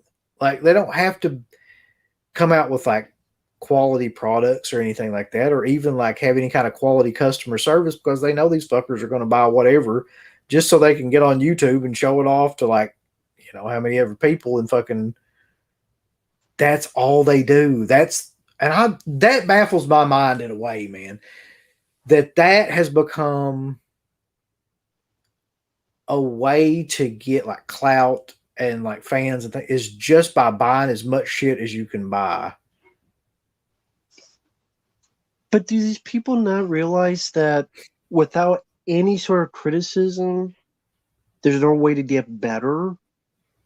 Like if a company's doing something that's either consistent or it's a little hiccup, or the constant issues from people have to return Stream Factory. You guys talked about with Sean Clark and other people about how this kind of downhill, maybe it'll pipe up again, like on when you're on my stream and do management, but if you're not criticizing any part of it and you're that protective, then how can you ever try to improve any faults that you have? Is that maybe I'm wrong? Well, I was going to say, isn't that how companies stay in business? Well, no, they lie, keep going full of shit. That's how they stay in business as well. They mislead Very, very you, true. but it's a really weird business though, because it changed somewhere along the way, and I'm not sure when, to where now it's become like some of these companies are basically just supplying products for these YouTubers to make videos about like how much shit that they bought, and that's their whole angle. So like, like their whole angle is to buy as much of this shit as they can. And people, I still try to figure out why people find that so fascinating. But I mean, there's something behind it because a lot of people watch a lot of the ones where they just show like, I bought fucking 20 steel books and whatever else. That's a whole area now of like YouTube. well, it seems like it's either younger people because there's a lot of younger people on YouTube that watch it and they learn about films for the first time by, I guess, in a way, watching someone. I've never heard of that film, so then I go on YouTube to watch the trailer, the TV spot, blah, blah, blah. Let me go check the film out. Or older, and it's not everybody, but older, either, oh, I relate to this person because they like something I like, or they hate something I hate, or it becomes a collective of a share of nostalgia. And that's also been into the industry. Why they keep selling you nostalgia, because people are just hungry for it. And like we're the ones saying, I like this stuff as well. I mean, me, you, we got posters. I see Child's Play, I see Dawn of the Dead and stuff. Mm-hmm. But we actually do want new stuff, as long as not Skid Mark, the movie with the fucking ceiling shots. But we do want newer stuff. We want that's something to look forward to us. But maybe because as much as you like this stuff, it's not. And it's also a business sense too. I think when YouTube became a business practice where people could make money, Yeah. uh, Yeah. it became this secret handshake where it didn't start off like that, but then studios go, I send you this, you promote it, and now it's this kind of circle. It's the circle of life. I'm rambling. I don't know. It's true though. It is, because like, all these guys have to do is buy a shit ton of shit and they get popular. So these companies supply them with more shit, which is really like all that they do anyway, is just like show stuff that they haven't watched or anything like that a lot of times. Just like show it, and then that gets more people to buy it, because the whole FOMO thing where people are afraid to miss out on anything. I mean, man, it really is.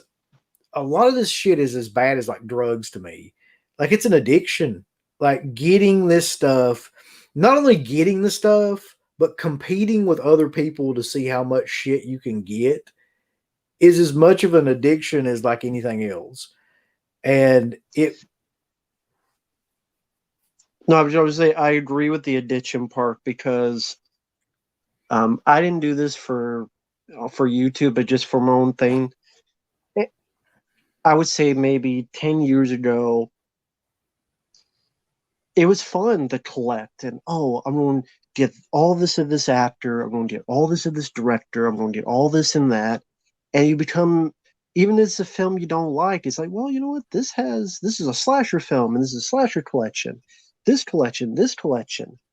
And then it got to a point that as it builds up, and I'm like, nowadays, I could count on one hand how many things I buy per year, where I literally had to cease myself down. Now, granted, a lot of it is because they're not really releasing anything I care about, but also because it's on a purposeful front of, I looked at this shelf, I'm like, you know what?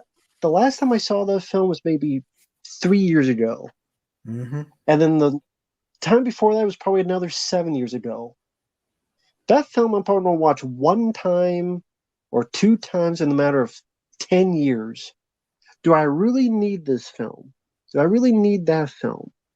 And, okay, it's Blu-ray. Is that really going to matter in 4K? Is that really going to... And so then my mind went to that. I'm like, I don't really need to. Either there's plenty of other things to do, or plenty of things outside to do, or hell, I mean, I could argue I watch YouTube, you guys, people in the chat, those videos more than a movie. And they're more Yeah, I mean, entertaining than a movie. And YouTube has become yeah, like, in a lot of ways, has become like my TV now.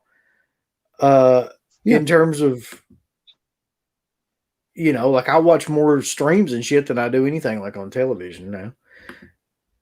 And there's certain people that I get behind. Most of the people I get behind, or I watch the most of, are people that really like. You can genuinely tell that they have an interest in the movies. Like I don't give a fuck. I've never really sat down and watched any of these guys that buy shit and like, show it off. Like to me, that is the most boring thing I can think of ever trying to watch. But also, Mhm. a lot of times, I think it's just like a front for the fact that they don't have anything to say. Like, what's the Mm. easiest thing in the world to do is just buy shit and then show it. Like, anybody could do that. You don't have to like have any kind of opinion or any kind of knowledge about anything to do that. And if you have the money, anybody could fucking do it, and a camera. So it's like it's the lowest common thing you can do, I guess. Anyway, I'm off on that. So, I mean, real quickly, I know there's going to be someone that's going to get mad at you Somebody's and be gonna get like, pissed off. I'm sure they you're already have. hypocritical because you do these Vinegar Syndrome sales and you buy all this shit. And what's the difference? Now, for someone who says that, there is a difference. What is the difference for those who want to get butthurt? Well, there's a couple of differences. A lot of times when we do the Vinegar Syndrome sales, I buy like one or two things, especially in the Mm-hmm. last like 3 or 4 of them that we've done. I don't buy every That you single want? new title that they've came out with just for the sake of buying it. I usually buy things that I'm interested in. Like that's that's the reason why I'll buy it. But secondly, a lot of times anymore we don't even do the fucking haul shows or anything like that. So there's no, and if I'm going to do a show where I'm going to like talk about shit that I bought, then I'm going to talk about the actual movie. I'm not just going to be like, Mm-hmm. hey, I bought this, here's the special features on it and whatever, and then like fucking go to the next thing or whatever because I don't have any idea what I'm fucking doing. Well, I think that was the original intention people did on YouTube, but again, when it became, if you're able to make money on it, it's like everything else. Once you're able to do it, it becomes a different animal. Not for all, but for a lot of people, it becomes a different animal. Whenever money gets involved. Yeah, you're right, and it usually screws up everything. But I don't know, man. I think sometimes, if I'm being perfectly honest, sometimes when I cannot think of anything else to do and I just want to do a show, I'll do a show like just talking about shit that I bought just because it's the easiest, most brainless thing that you can possibly do. So I'm not immune to that idea either, but that's not what I spend the majority of my time doing. Like, and we Right. were talking, Matt was talking on here, like the best streams that I ever did, and still think that the best streams that I ever did were the streams that really didn't get a lot of like attention or not as much attention as the shit we do that like haul videos and stuff like that, where it was just like, William Friedkin films or talking about Argento's films or Fulci's films or, doing really deep dives on The films X or Files even stuff has like the been X fun. Files. Yeah. Yeah. That's A what lot I of was thinking fun. too. So yeah, they don't get like thousands of views or anything like that, but like that's what I would rather be doing. I wish that they got thousands of views, but like that's the thing. Like those aren't the type of videos anymore that get thousands of views. If I got on here and I bought fucking 4, um, figures or dolls that cost like $1,000, I guarantee you it would get over 1,000 views. And I was just like, here's this fucking doll that I bought, and opened it up and showed it, and then like, here's this one. It would get like over 1,000 views immediately, probably Yeah, within a just day. type vendor syndrome update or Stream Factory update, and exactly it would be at least over 1,000. Which I is agree with that. a sad state of affairs, but it is what it is. Where's your chair from, Matt? Matty Mac wants to know. Back in Iowa, honestly, someone just threw this away. They didn't want it, cleaned it up, and so this was free, and I liked it because I like the retro feel, and it's very comfortable. It's wooden, and makes me feel like I'm in, I don't know, 1982 or something. So if it fits, so it's a comfortable chair too, like old school. So and it's free, so that didn't hurt either. I love that chair.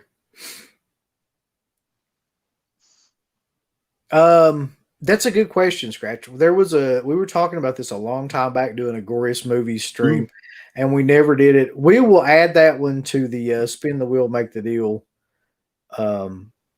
category list. I know CK is probably watching this in between, like watching the SEC or the NCAA tournament. So write that down. We need to put that in there as well.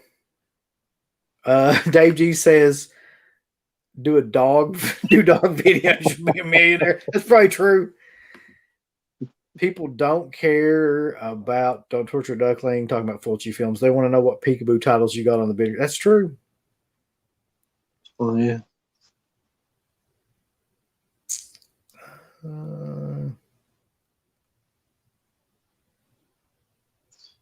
Wait, that's why companies don't need the advertise, because those YouTubers become the advertisements. Yeah. That's how they are the posters, they are the flyers, they are the like you're advertising without, well, some are paid for it, but they're the advertising. And I think that's it too. I mean, problem with that is and I know this from like doing it before when we used to get screeners and stuff. Once you kind of get locked into that, you kind of become just like a puppet because you want to get more screeners and you know. So at some point you either start giving like positive reviews of everything, or you start trying to be positive about everything that you're getting or watching and things like that, or you have to just keep doing like that to keep the numbers up, and that becomes like your whole kind of show because you want to keep the numbers up to keep getting screeners. And I know for a fact that a lot of these guys that get these fucking screeners immediately put them up on eBay like the next day after they get them. So is that how it was back on the show? Because you guys would do a lot. No, unfortunately, I wish to fucking God I'd put some of that stuff up on eBay. I never put anything up on eBay, not one single thing, because it's all out in my fucking garage now in boxes. But I mean, like the screener stuff, like were there companies pressuring you in some way or form, saying, "Hey," or like nudging you to say certain things, or trying to when you did the show, like, could you? Well, we can't tell you what to think, but were there any times where you got some either weird emails or messages or blow-ups from screeners, or was it just either they stopped sending you stuff or they're just silent? Well, I can think of a couple things that happened. Like, the independent guys would get pissed off when you gave a bad review to their films. We had a couple of people that got pissed off and would either call into the show at the time or would write like emails or things like that about like that we were missing the point of the movie or that we were stupid or yada yada yada, whatever it was. So that happened a couple times. But then the biggest thing that happened was the whole thing with Screen Factory, where we were getting screeners from them. But then, and we fucked ourselves over, but we were being honest, and I would still do it again to this day, or still talk about it the same way. When all that shit happened with the Nite breed,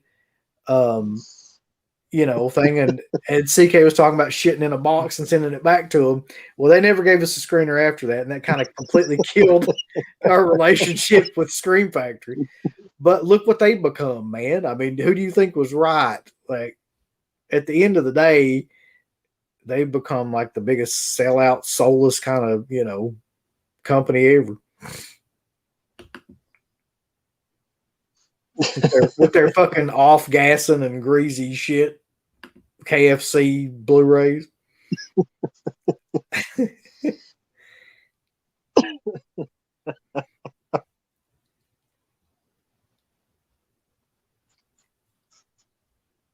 Oh, this is an interesting question. I don't know if you were into these movies or ever even seen movies like this before, but rape revenge movies. A Steve question. Yeah. Steve's not here, so we got to do it. What's the best rape revenge? Miss 45, I Spit in Your Grave. No, we'll never see movies like that again, I don't think. Savage Streets. Savage Streets is probably my favorite in that genre, Matt. I like Miss 45 too. I don't know if it's the best, but one I did enjoy was there's a French action horror just called Revenge from a few years ago. Very bloody. I thought it was pretty well done. I forget who directed it. I thought that was pretty good. It was just called Revenge from a few years ago. I really did like that one. I don't know if I say that was a good one, yeah. But I forget who directed it. I think it was French. I did like French. That one. Yeah, I saw that one on Shudder, I think. Okay. And yeah, that was a good one. It was amazingly good considering nobody had ever heard of it when it came out. Well, I mean, then was the one that Wes saw, that 3 hour I Spit on Your Grave sequel. They did make that. Deja Vu. So maybe they make maybe they'll make another one for all those I Spit. What was it, like 2.5 hours? He said it was. It was 2.5 hours. I haven't seen it, man, but I can't imagine because he showed some of the clips from it and stuff, and it looked like just the worst shit ever. Dimension Extreme era of horror. Mine was Inside. I still don't know why they haven't done anything like new with Inside in terms of like a newer release of that movie. They're doing Frontiers, and they're doing they did Martyrs and something else. But they need to do Inside because that was one of the best ones to me.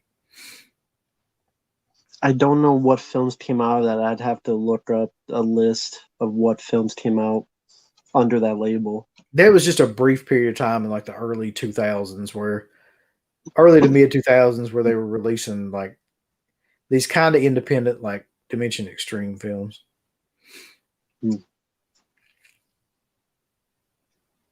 Favorite Bigfoot movie? I didn't see that.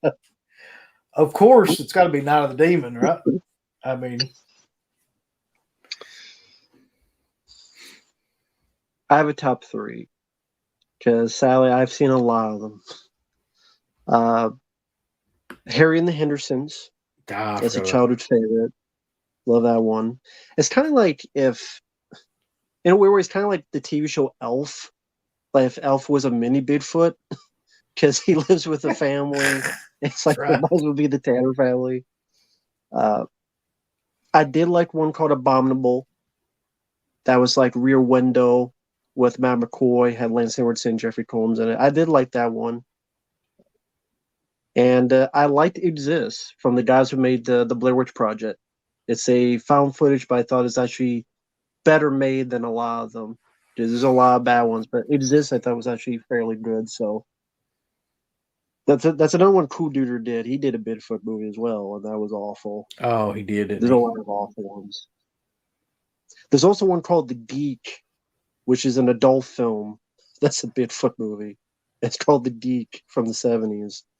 So if you want to see a guy in a Bigfoot suit have a bunch of sex, don't watch it. But and one of the worst movies ever made is a Bigfoot movie called Bigfoot Meets DB Cooper or something. Oh yeah. That is one of the worst films ever made. Jesus. I'm trying to think of some more Bigfoot movies, really. What was the Lance one? Harrison was in a few of them. Abominable. Sasquatch. Yeah. Yeah, Abominable I really enjoyed. Yeah. One Bobcat Goldthwait directed called, it was a found footage one called, that was called. He directed a found footage Bigfoot movie. I forget what it's called. I can't think of it. Somebody on here has to know. Something. Willow Creek, that sounds about right. Yeah. There's a lot of them, and it's kind of like werewolf films. There's not a lot of good ones. There's a couple, but it's like werewolf. There's not a lot of great ones. What about The Legend of Boggy Creek? I forgot about that one, but that was always a good one. Yeah. That wasn't bad. A lot better than the sequel. Well, there's 2 sequels, technically, but depending on which one you look at. Horror film you want most on 4K? Oh, God. There's not a whole lot left they haven't put on 4K now of the big ones. Let me think about it. Yeah, I mean, the Hitcher 4K, definitely looking forward to. I would choose the 1990 Jacob's Ladder because I think that Blu-ray could be very much improved. I know what it would be for me. Easily, it would be Dead Alive and or Bad Taste. And honestly, I would like to see those movies just in some sort of decent Blu-ray package. But I mean, I've got the Lionsgate Blu-ray, but it's not a whole lot of Dead Alive. So any kind of like remastering of those 2 movies, man, those are 2 of my favorite movies. Those are favorite horror film. Yeah. Sasquatch Dumpling Gang. Is that what I was thinking of?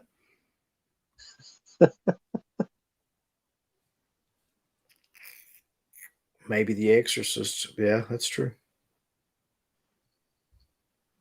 Isn't The Exorcist out on 4K? That's a movie. Is it fucking out on 4K? I don't know. I guess not. That's still one that was the theatrical cut. It's still not released for people to easily see. It's always that the version you've never seen. Version you never seen. Yeah, that's the ones come out the last couple times on Blu-ray. So the only way you see the theatrical is a VHS, or was there a DVD? No, I think on the Blu-ray you can watch the theatrical or the version you've ever seen. I think so. Okay.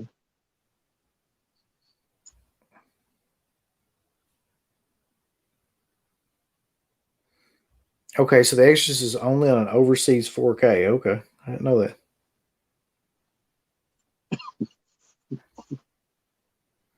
Does Argento's Opera have a 4K yet? No, that's one of the. It might have like a foreign. Seems like there was some sort of German release or something like that, but not one like that's been like they did Deep Red and Cat of Nine Tails and Bird with Crystal Plumage and Tenebrae and fucking Phenomenal, but they haven't done Opera in the same way yet. I have no idea why. But yeah, you guys have talked about this before. The options are definitely getting limited for these studios because either, like the ones I think of, they can't because of rights issues or the people own them. They won't let them go. Yeah. And then the ones that are left outside of that are ones people have already done.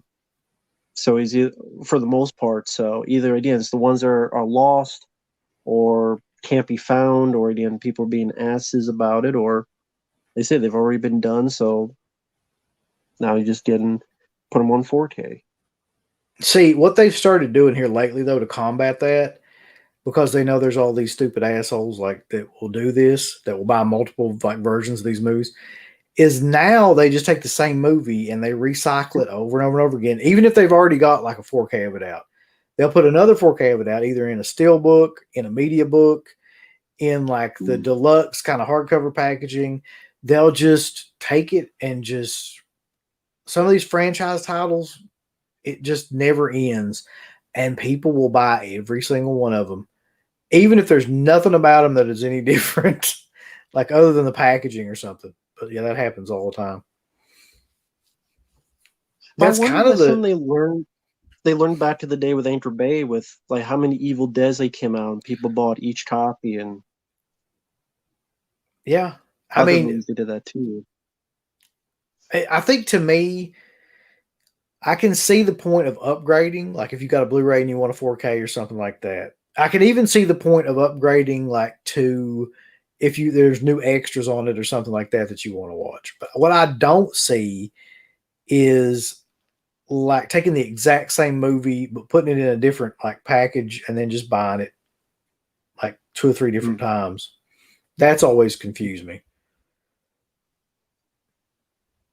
Quick question. Do you like punk rock music? Um, it depends. Like it's like a lot of genres. It just depends on the band, and there's certain songs I like.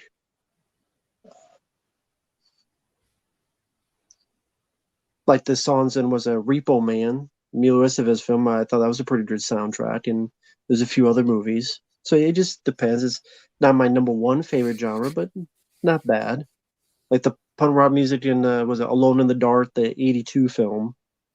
Um, Yeah. I forget that band. That was pretty decent. Like I said, it depends. Yeah, I really got heavy into punk like after like I got into metal first and then punk. That's normally what happens with people that get into metal and then they get into punk eventually. So like the Circle Jerks and Black Flag and Fear and X and like Minor Threat and the Germs, like all those bands, like I've listened to them all and like a lot of them. Some more so than others, but yeah, I really got into that style of music for a while.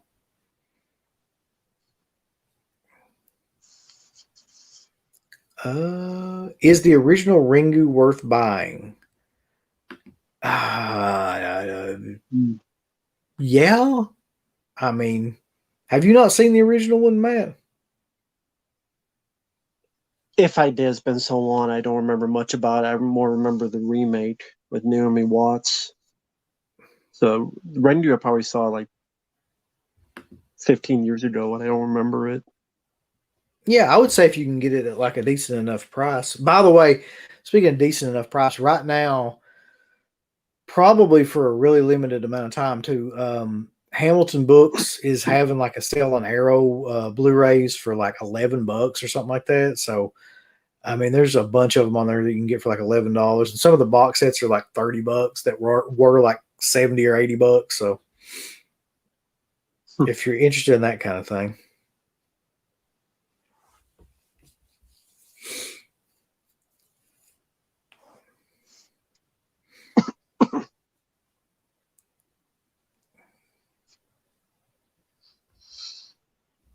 but so I guess we're there's still a shit ton of people in here, but we've reached the 2 hour marker, Matt.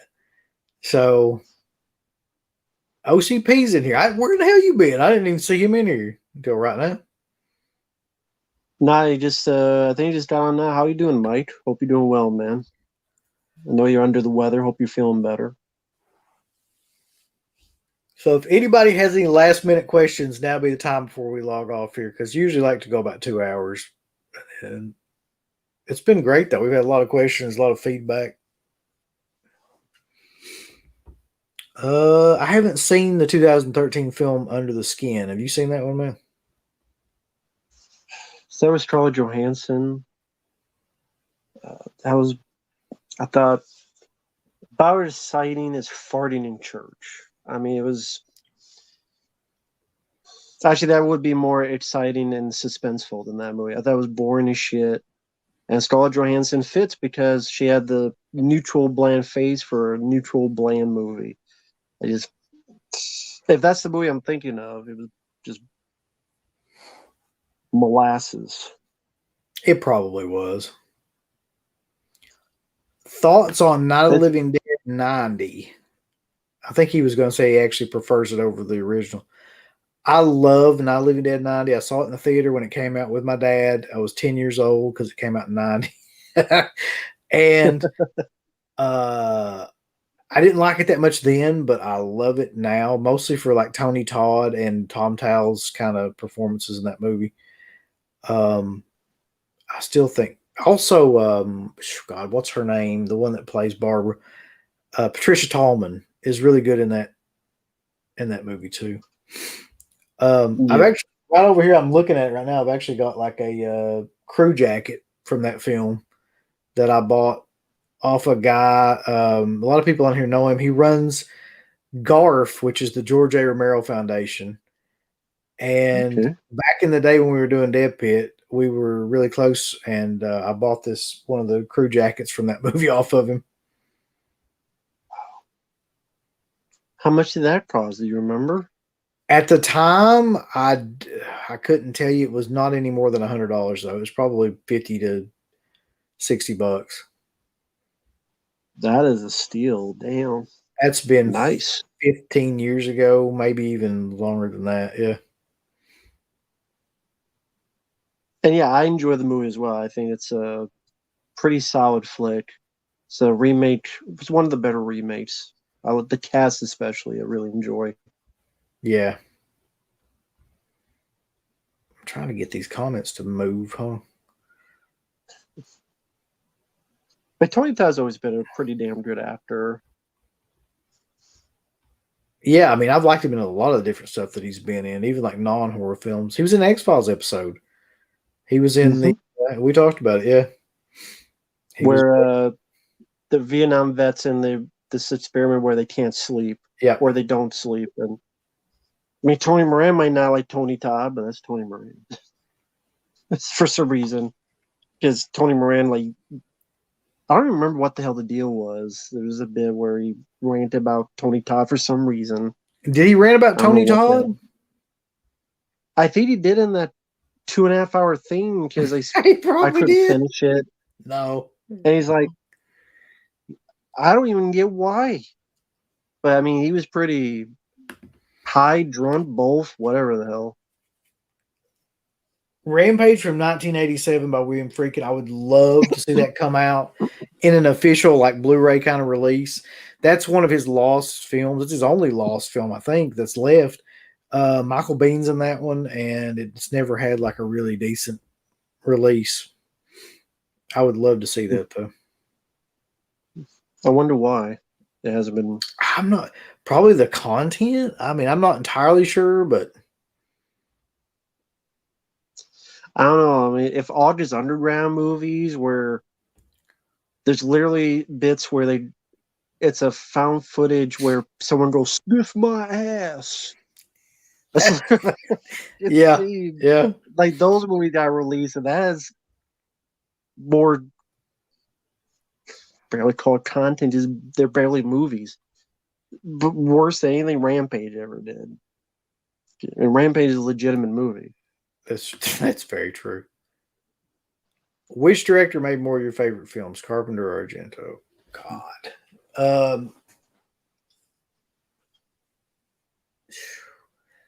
I hate questions like this just because it's hard to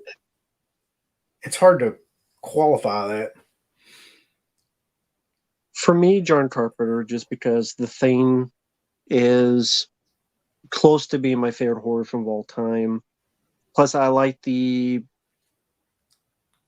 I liked his horror with The Thing. I liked action from him with Steve from New York, and more comedy like Big Trouble in Little China, drama with Starman, action with a bit of politics like They Live. I liked his variety more, and I just enjoy his work with Kurt Russell. I mean, I kind of agree with you. Like, it's hard to beat like his body of work.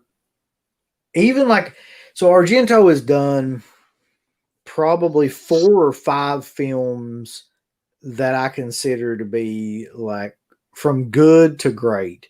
But I think Carpenter's done maybe like 5 or 6 films that I consider to be great.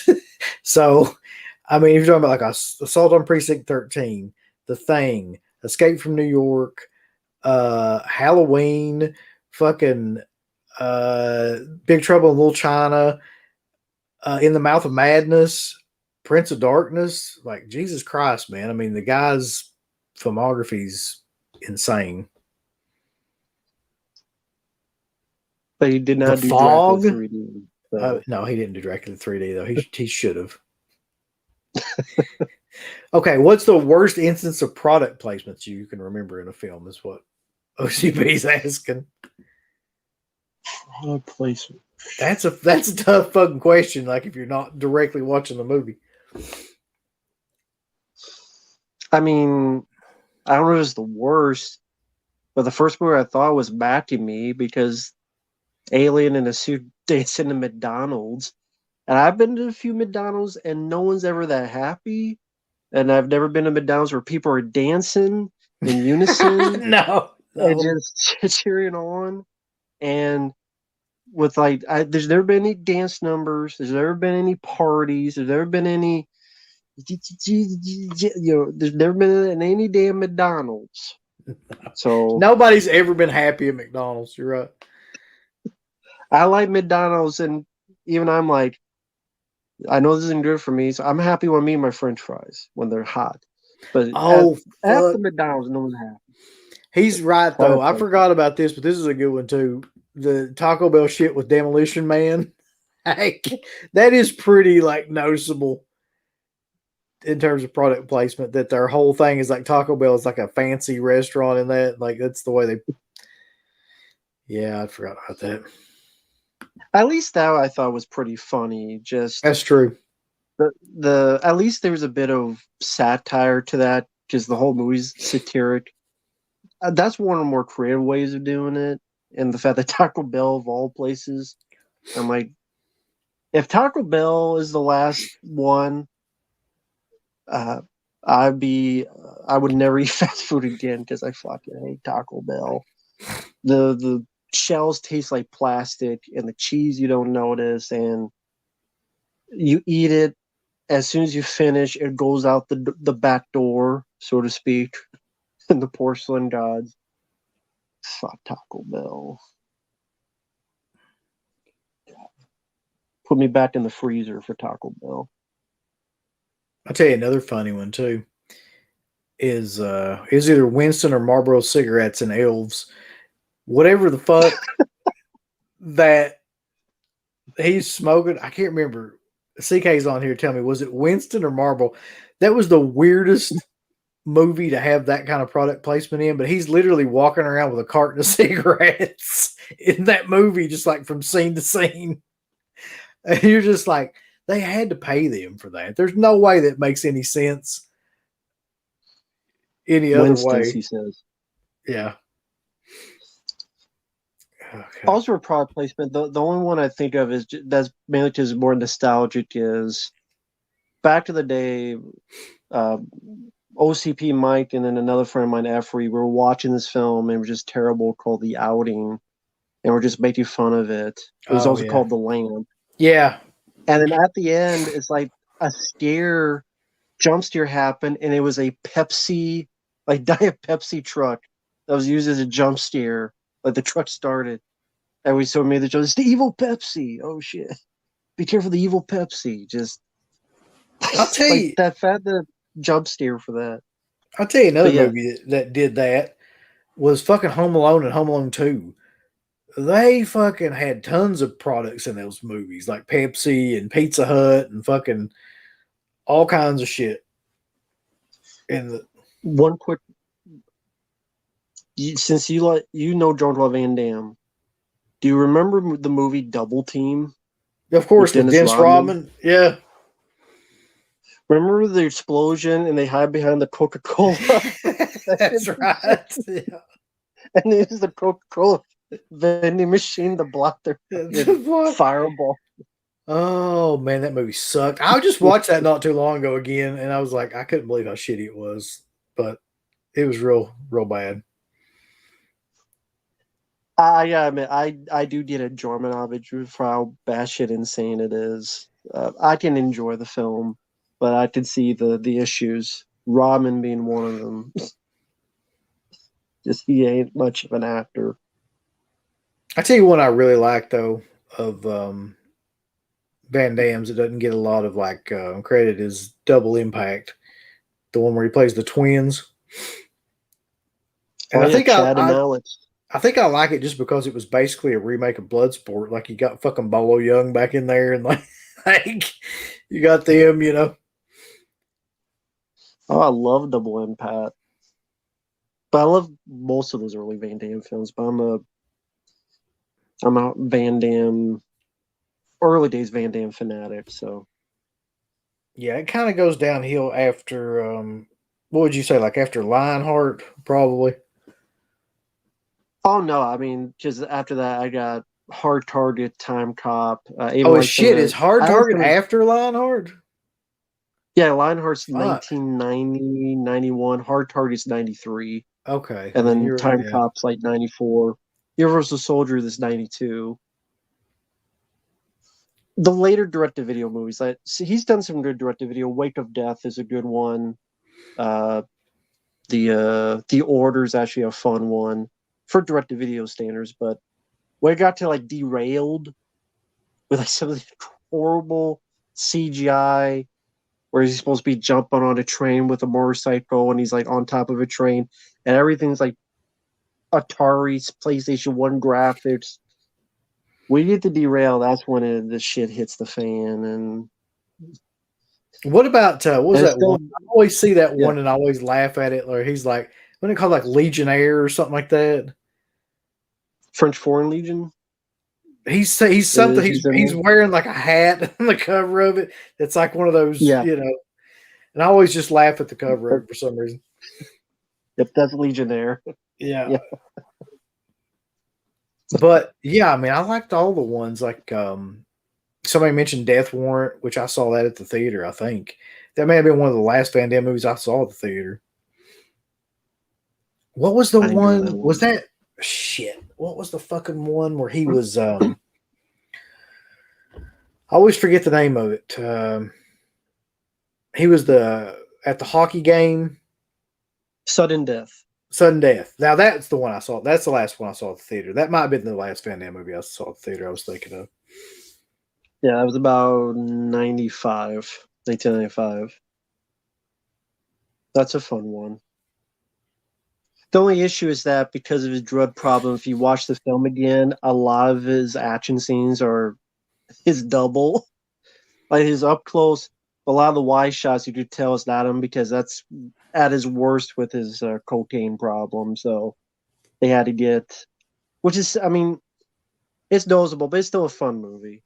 I mean, he fights Yeah. a mascot, penguin mascot. That's a fun scene. Cocaine's a hell of a drug. It sure is. Needs to come back. Hollywood would be better. That's right. Who would you? Okay, you got to pick here. Pick Van Damme, Seagal, or who's another like mid tier guy? I'm not gonna say Stallone or somebody like that because that's or Schwarzenegger because those guys were like above that. I think. Who's another mid tier guy between Van Damme, Seagal, and somebody else?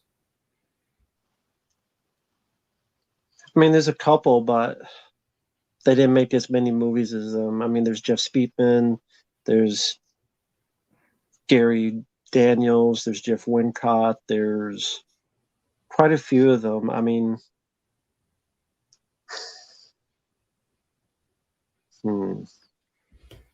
There's got to be. I would choose Van Damme, I would say, between the two of them. But yeah, I would too. There's no question. Mid-tier. Mid-tier. Somebody mentioned Billy Blanks, Dolph Lundgren. Dolph Lundgren didn't do that many movies though. After did he? Like he did. I mean, Red Scorpion, and then a bunch of direct He did a video lot shit. of movies. Yeah, yeah, a lot of direct to video. Pretty much, from what I remember, he was in. This is how nerdy I am. I did do his filmography in my head. He was in A View to a Kill, the James Bond film. He was with Grace Jones at the time, and they were an item that when he was going to MIT to get a doctorate, then he became like her with her when she was torn as a senior. She was in A View to a Kill, so he got hired for that. Then he was up for, I think, Rambo 2 or Rocky 4, but he got the job in Rocky 4. And then he did Red Scorpion, The Punisher was 89. I love that movie. Yeah, I love that movie. I still defend that film. Then you had Shonen no Tokyo, you had Universal Soldier, you had I Come in Peace, which is a personal favorite of mine. I love all those movies, actually. And Cover Up, which is a horrible movie. Never watch it. Anyone who even thinks of it. Men of War, one of his most underrated ones. And then it goes on from a lot direct-to-video. Some pretty good ones. He did a fun direct-to-video one called Command Performance, where he directed, where he was a drummer of a rock band. It's like Die Hard at a concert. And he kills someone by stabbing them with the drumsticks. You got to. I mean, yeah. Dying is easy, but rock and roll is hard. That's the line. That's a great line. He directed it. That's a fun one. Skin Trade is a fun one with there's a martial artist called Tony Jaa. Peter Weller's in it, Ron Perlman. He made a couple of them, but there's a lot of bad ones as well. Like a lot of these action stars, they just not a lot of money put into a lot of these later productions. You know, I didn't realize it until you brought it up how many like actually really decent movies Dolph Lundgren was in. But I liked all of those like that you brought up. And forgot about a lot of them. Yeah, to me, he was one of the more underrated action stars. It's just, again, a lot of films I mentioned, you joked about it. I forget where we were talking. Red Scorpion didn't do anything because there's some things going on where they were shooting it. Punisher was supposed to be in theaters, but got released on VHS because Roger Corman's company went belly up. Shonen Tokyo, the Warner Bros. Messed with it. That was the same director who did Commando, Mark L. Lester. And for some reason, they messed with the editing. Very short, like hour and 17-minute movie, so it worked, but they only released in like 100 theaters, so it was never going to find anything. Men of War, really good one, but they just released it straight to video in the US and in theaters UK. So he just had a lot of bad luck, even though it was a lot of fun movies. So other than Universal Soldier, he didn't. Yeah, somebody mentioned He-Man, which was a giant Mnemonic where he just killed by a dolphin, which was stupid. Fucking dolphin. Flipper kills him. Because his flippers. For those who saw Giant Mnemonic, you know what I'm talking about. If you don't, you're for the better for it. That's true. Got Henry Rollins in that movie. Henry Rollins has never been worth the fucking any movie he's been in, for that matter. He's been in a lot of movies for some reason. He was in Heat. He was in oh god, what was the other one? He was in Feast. I don't know how he gets in these movies, but he's been in quite a few. Wrong Turn 2. He's been a lot. So. That's wrong turn through that fucking movie. All right. So I think we've reached the end. Like 2 hours and 20 minutes into it. I appreciate like hell though everybody that's been in here that's kept this chat going, and there's been a lot of people in here all night, and that's a hell of a thing on a Friday night to go this late and do this well. So I also greatly appreciate Matt for kind of coming in and doing this like impromptu thing as we were going to do the X-Files. But fucking Mark, who was in here for like 5 minutes, the first 5 minutes of the show. So, but anyway, it all works out. And thanks to everybody, man. I really appreciate everybody in the chat too. So what do you have coming up next? God, Spin the Wheel, Make the Deal is going to be coming soon. We've got all that worked out now to the point where we know who all the co-hosts are going to possibly be, and we know we know what all the show ideas are going to possibly be too. So for those people that may have missed it, what we're going to do is we're going to do a pre-show where we actually spin like an internet wheel. It's going to have 10 different possible co-hosts on it. it's going to randomize and pick a co-host for a show, and then we've got 10 show topics that it will randomize and pick a show topic for us. So, for instance, Matt, you might get picked as the co-host, and then the show topic might be like the best and worst films of 1988. That might be what it picks. And then we just have to do a show on that, based on we got Mark still here. Well, buddy, fuck you, Mark. You should have been on here like done the X-Files thing. And then, so we got that coming up in the very near future. What else we got coming up? Maybe is CK still watching Kentucky get their ass beat? Or the Leprechaun. Leprechaun, yeah. Right? Yeah, the Leprechaun commentary is coming up. I think it's the 17th. I could be wrong about that. Let me check real quick so I don't give out wrong information. But what do you got coming up, Matt, while I'm looking this up? I mean, hell, I'm going to upload 8 videos by the time I guarantee you. Pretty much coming up for me, I'm still doing the paid requests, and those will be up. People wanted my thoughts on some Men in Black films, The Little Mermaid, which is a weird film watching nowadays when you realize that she's 16 years old. So it's just a weird vibe watching that film again. I'm like, there's a whole song about kiss the girl, and I'm like, she's underage. She's 16. So just weird watching that film again. Maybe because I'm much older, and I'm like, it's weird. Knocked at the Cabin I did see, and it wasn't that bad. Wasn't that bad. Yeah. It's for M. Night Shyamalan, it's not that bad. Yeah, I mean, for him, it's some more requests. Citizen Kane. Yeah. Sally, yeah. Now, X-Files, do you know when night we'll be doing that? There's a couple of things that I completely forgot about here that CK's putting up. But, okay, so if Mark is not, out playing bingo or getting his turtle wet, then we're gonna be doing the next X-Files show, which will be season 9, I guess next Friday, because that's kind of when it's always scheduled. But so we got that coming up. I'm trying to find a calendar here. I know on the 17th, I was right, is when the Leprechaun commentary is.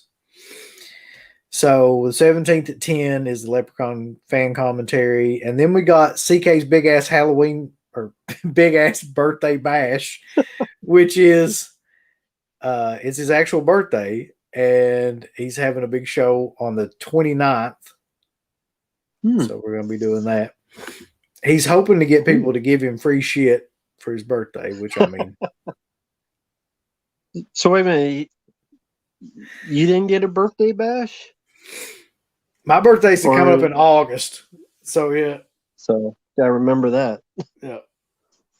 This is the first time he's ever attempted anything like this, I think. We'll see how it goes over. But, yeah, so just to recap. Coming up on the 17th is the Leprechaun thing. Leprechaun fan commentary. We've got the X-Files show on Friday. We'll probably do something in between there, to be honest. And all that shit that's going on. We got CK's big ass birthday bash coming up on the 29th. Stuntman Mark's like, I want to believe commentary. We got to do that at some point, but we got to get through season 9 because I got to talk about that now that it's fresh in my fucking head and I had to watch it. Same here. You ain't gonna put me, Stuntman Mark. You ain't gonna put me through all that shit and not make a show out of it, or something good has to come out of that. Me watching that. But all right, so that's all the stuff that's coming up. Check out as always, Matt. Check out RamboRaph channel on YouTube. Check our shit out. Into the Dead Pit on Patreon, Dead Pit on everything in the world. And I have been Uncle Bill, and for my companion Matt, we are going to get the fuck off here and say goodnight. But before that, real quick though. Oh my god! Good night, everybody. If I've never seen one, that is give us a thumbs up. Off your butt. Oh, shit. Saved your night to the method. I turned it off and turned. I don't know what the hell I'm doing. Anyway, see y'all later. Give us the thumbs up. Off your butt. Like, subscribe. And if you subscribe, here's something else you can do. Once you subscribe, you can click the bell notification, right? And it'll notify you anytime that Dead Pit puts up new shit. Or don't. I really don't give a if you do or I not. want you to. I want you to. I don't care. Let's keep our community growing here on YouTube. I don't like it. I don't want you to do nothing. Listen, they need to do that now. No, don't you dare touch it. Thumbs up. Subscribe. And click that bell. Hey everyone, it's Oak Early Jaws. We got some great shirts for you. We got Faces of Death Part 2. We got Creepy Stories to Tell in Kentucky. The Colonel Would Approve. We also got DeadPit.com. We got Dead Pit Radio with the little fucking Dead Pit dude on there. We got It Never Ends, a Halloween spook parody of the new movie. We got It at Night. We got the Rat Pack, Uncle Rat himself. It just gets better and better. So go on and get you some shirts over at Team Public. It just gets better and better, boss. Thank you to all of our supporters on Patreon. DeadPitOnPatreon.com is the only place to check out a complete archive of the old Dead Pit radio shows all the way back from 2005 on, in addition to the midweek shows and fan commentaries, exclusive podcasts, and much more. Dead Pit on Patreon.com if you're interested. Tiers start at only $1.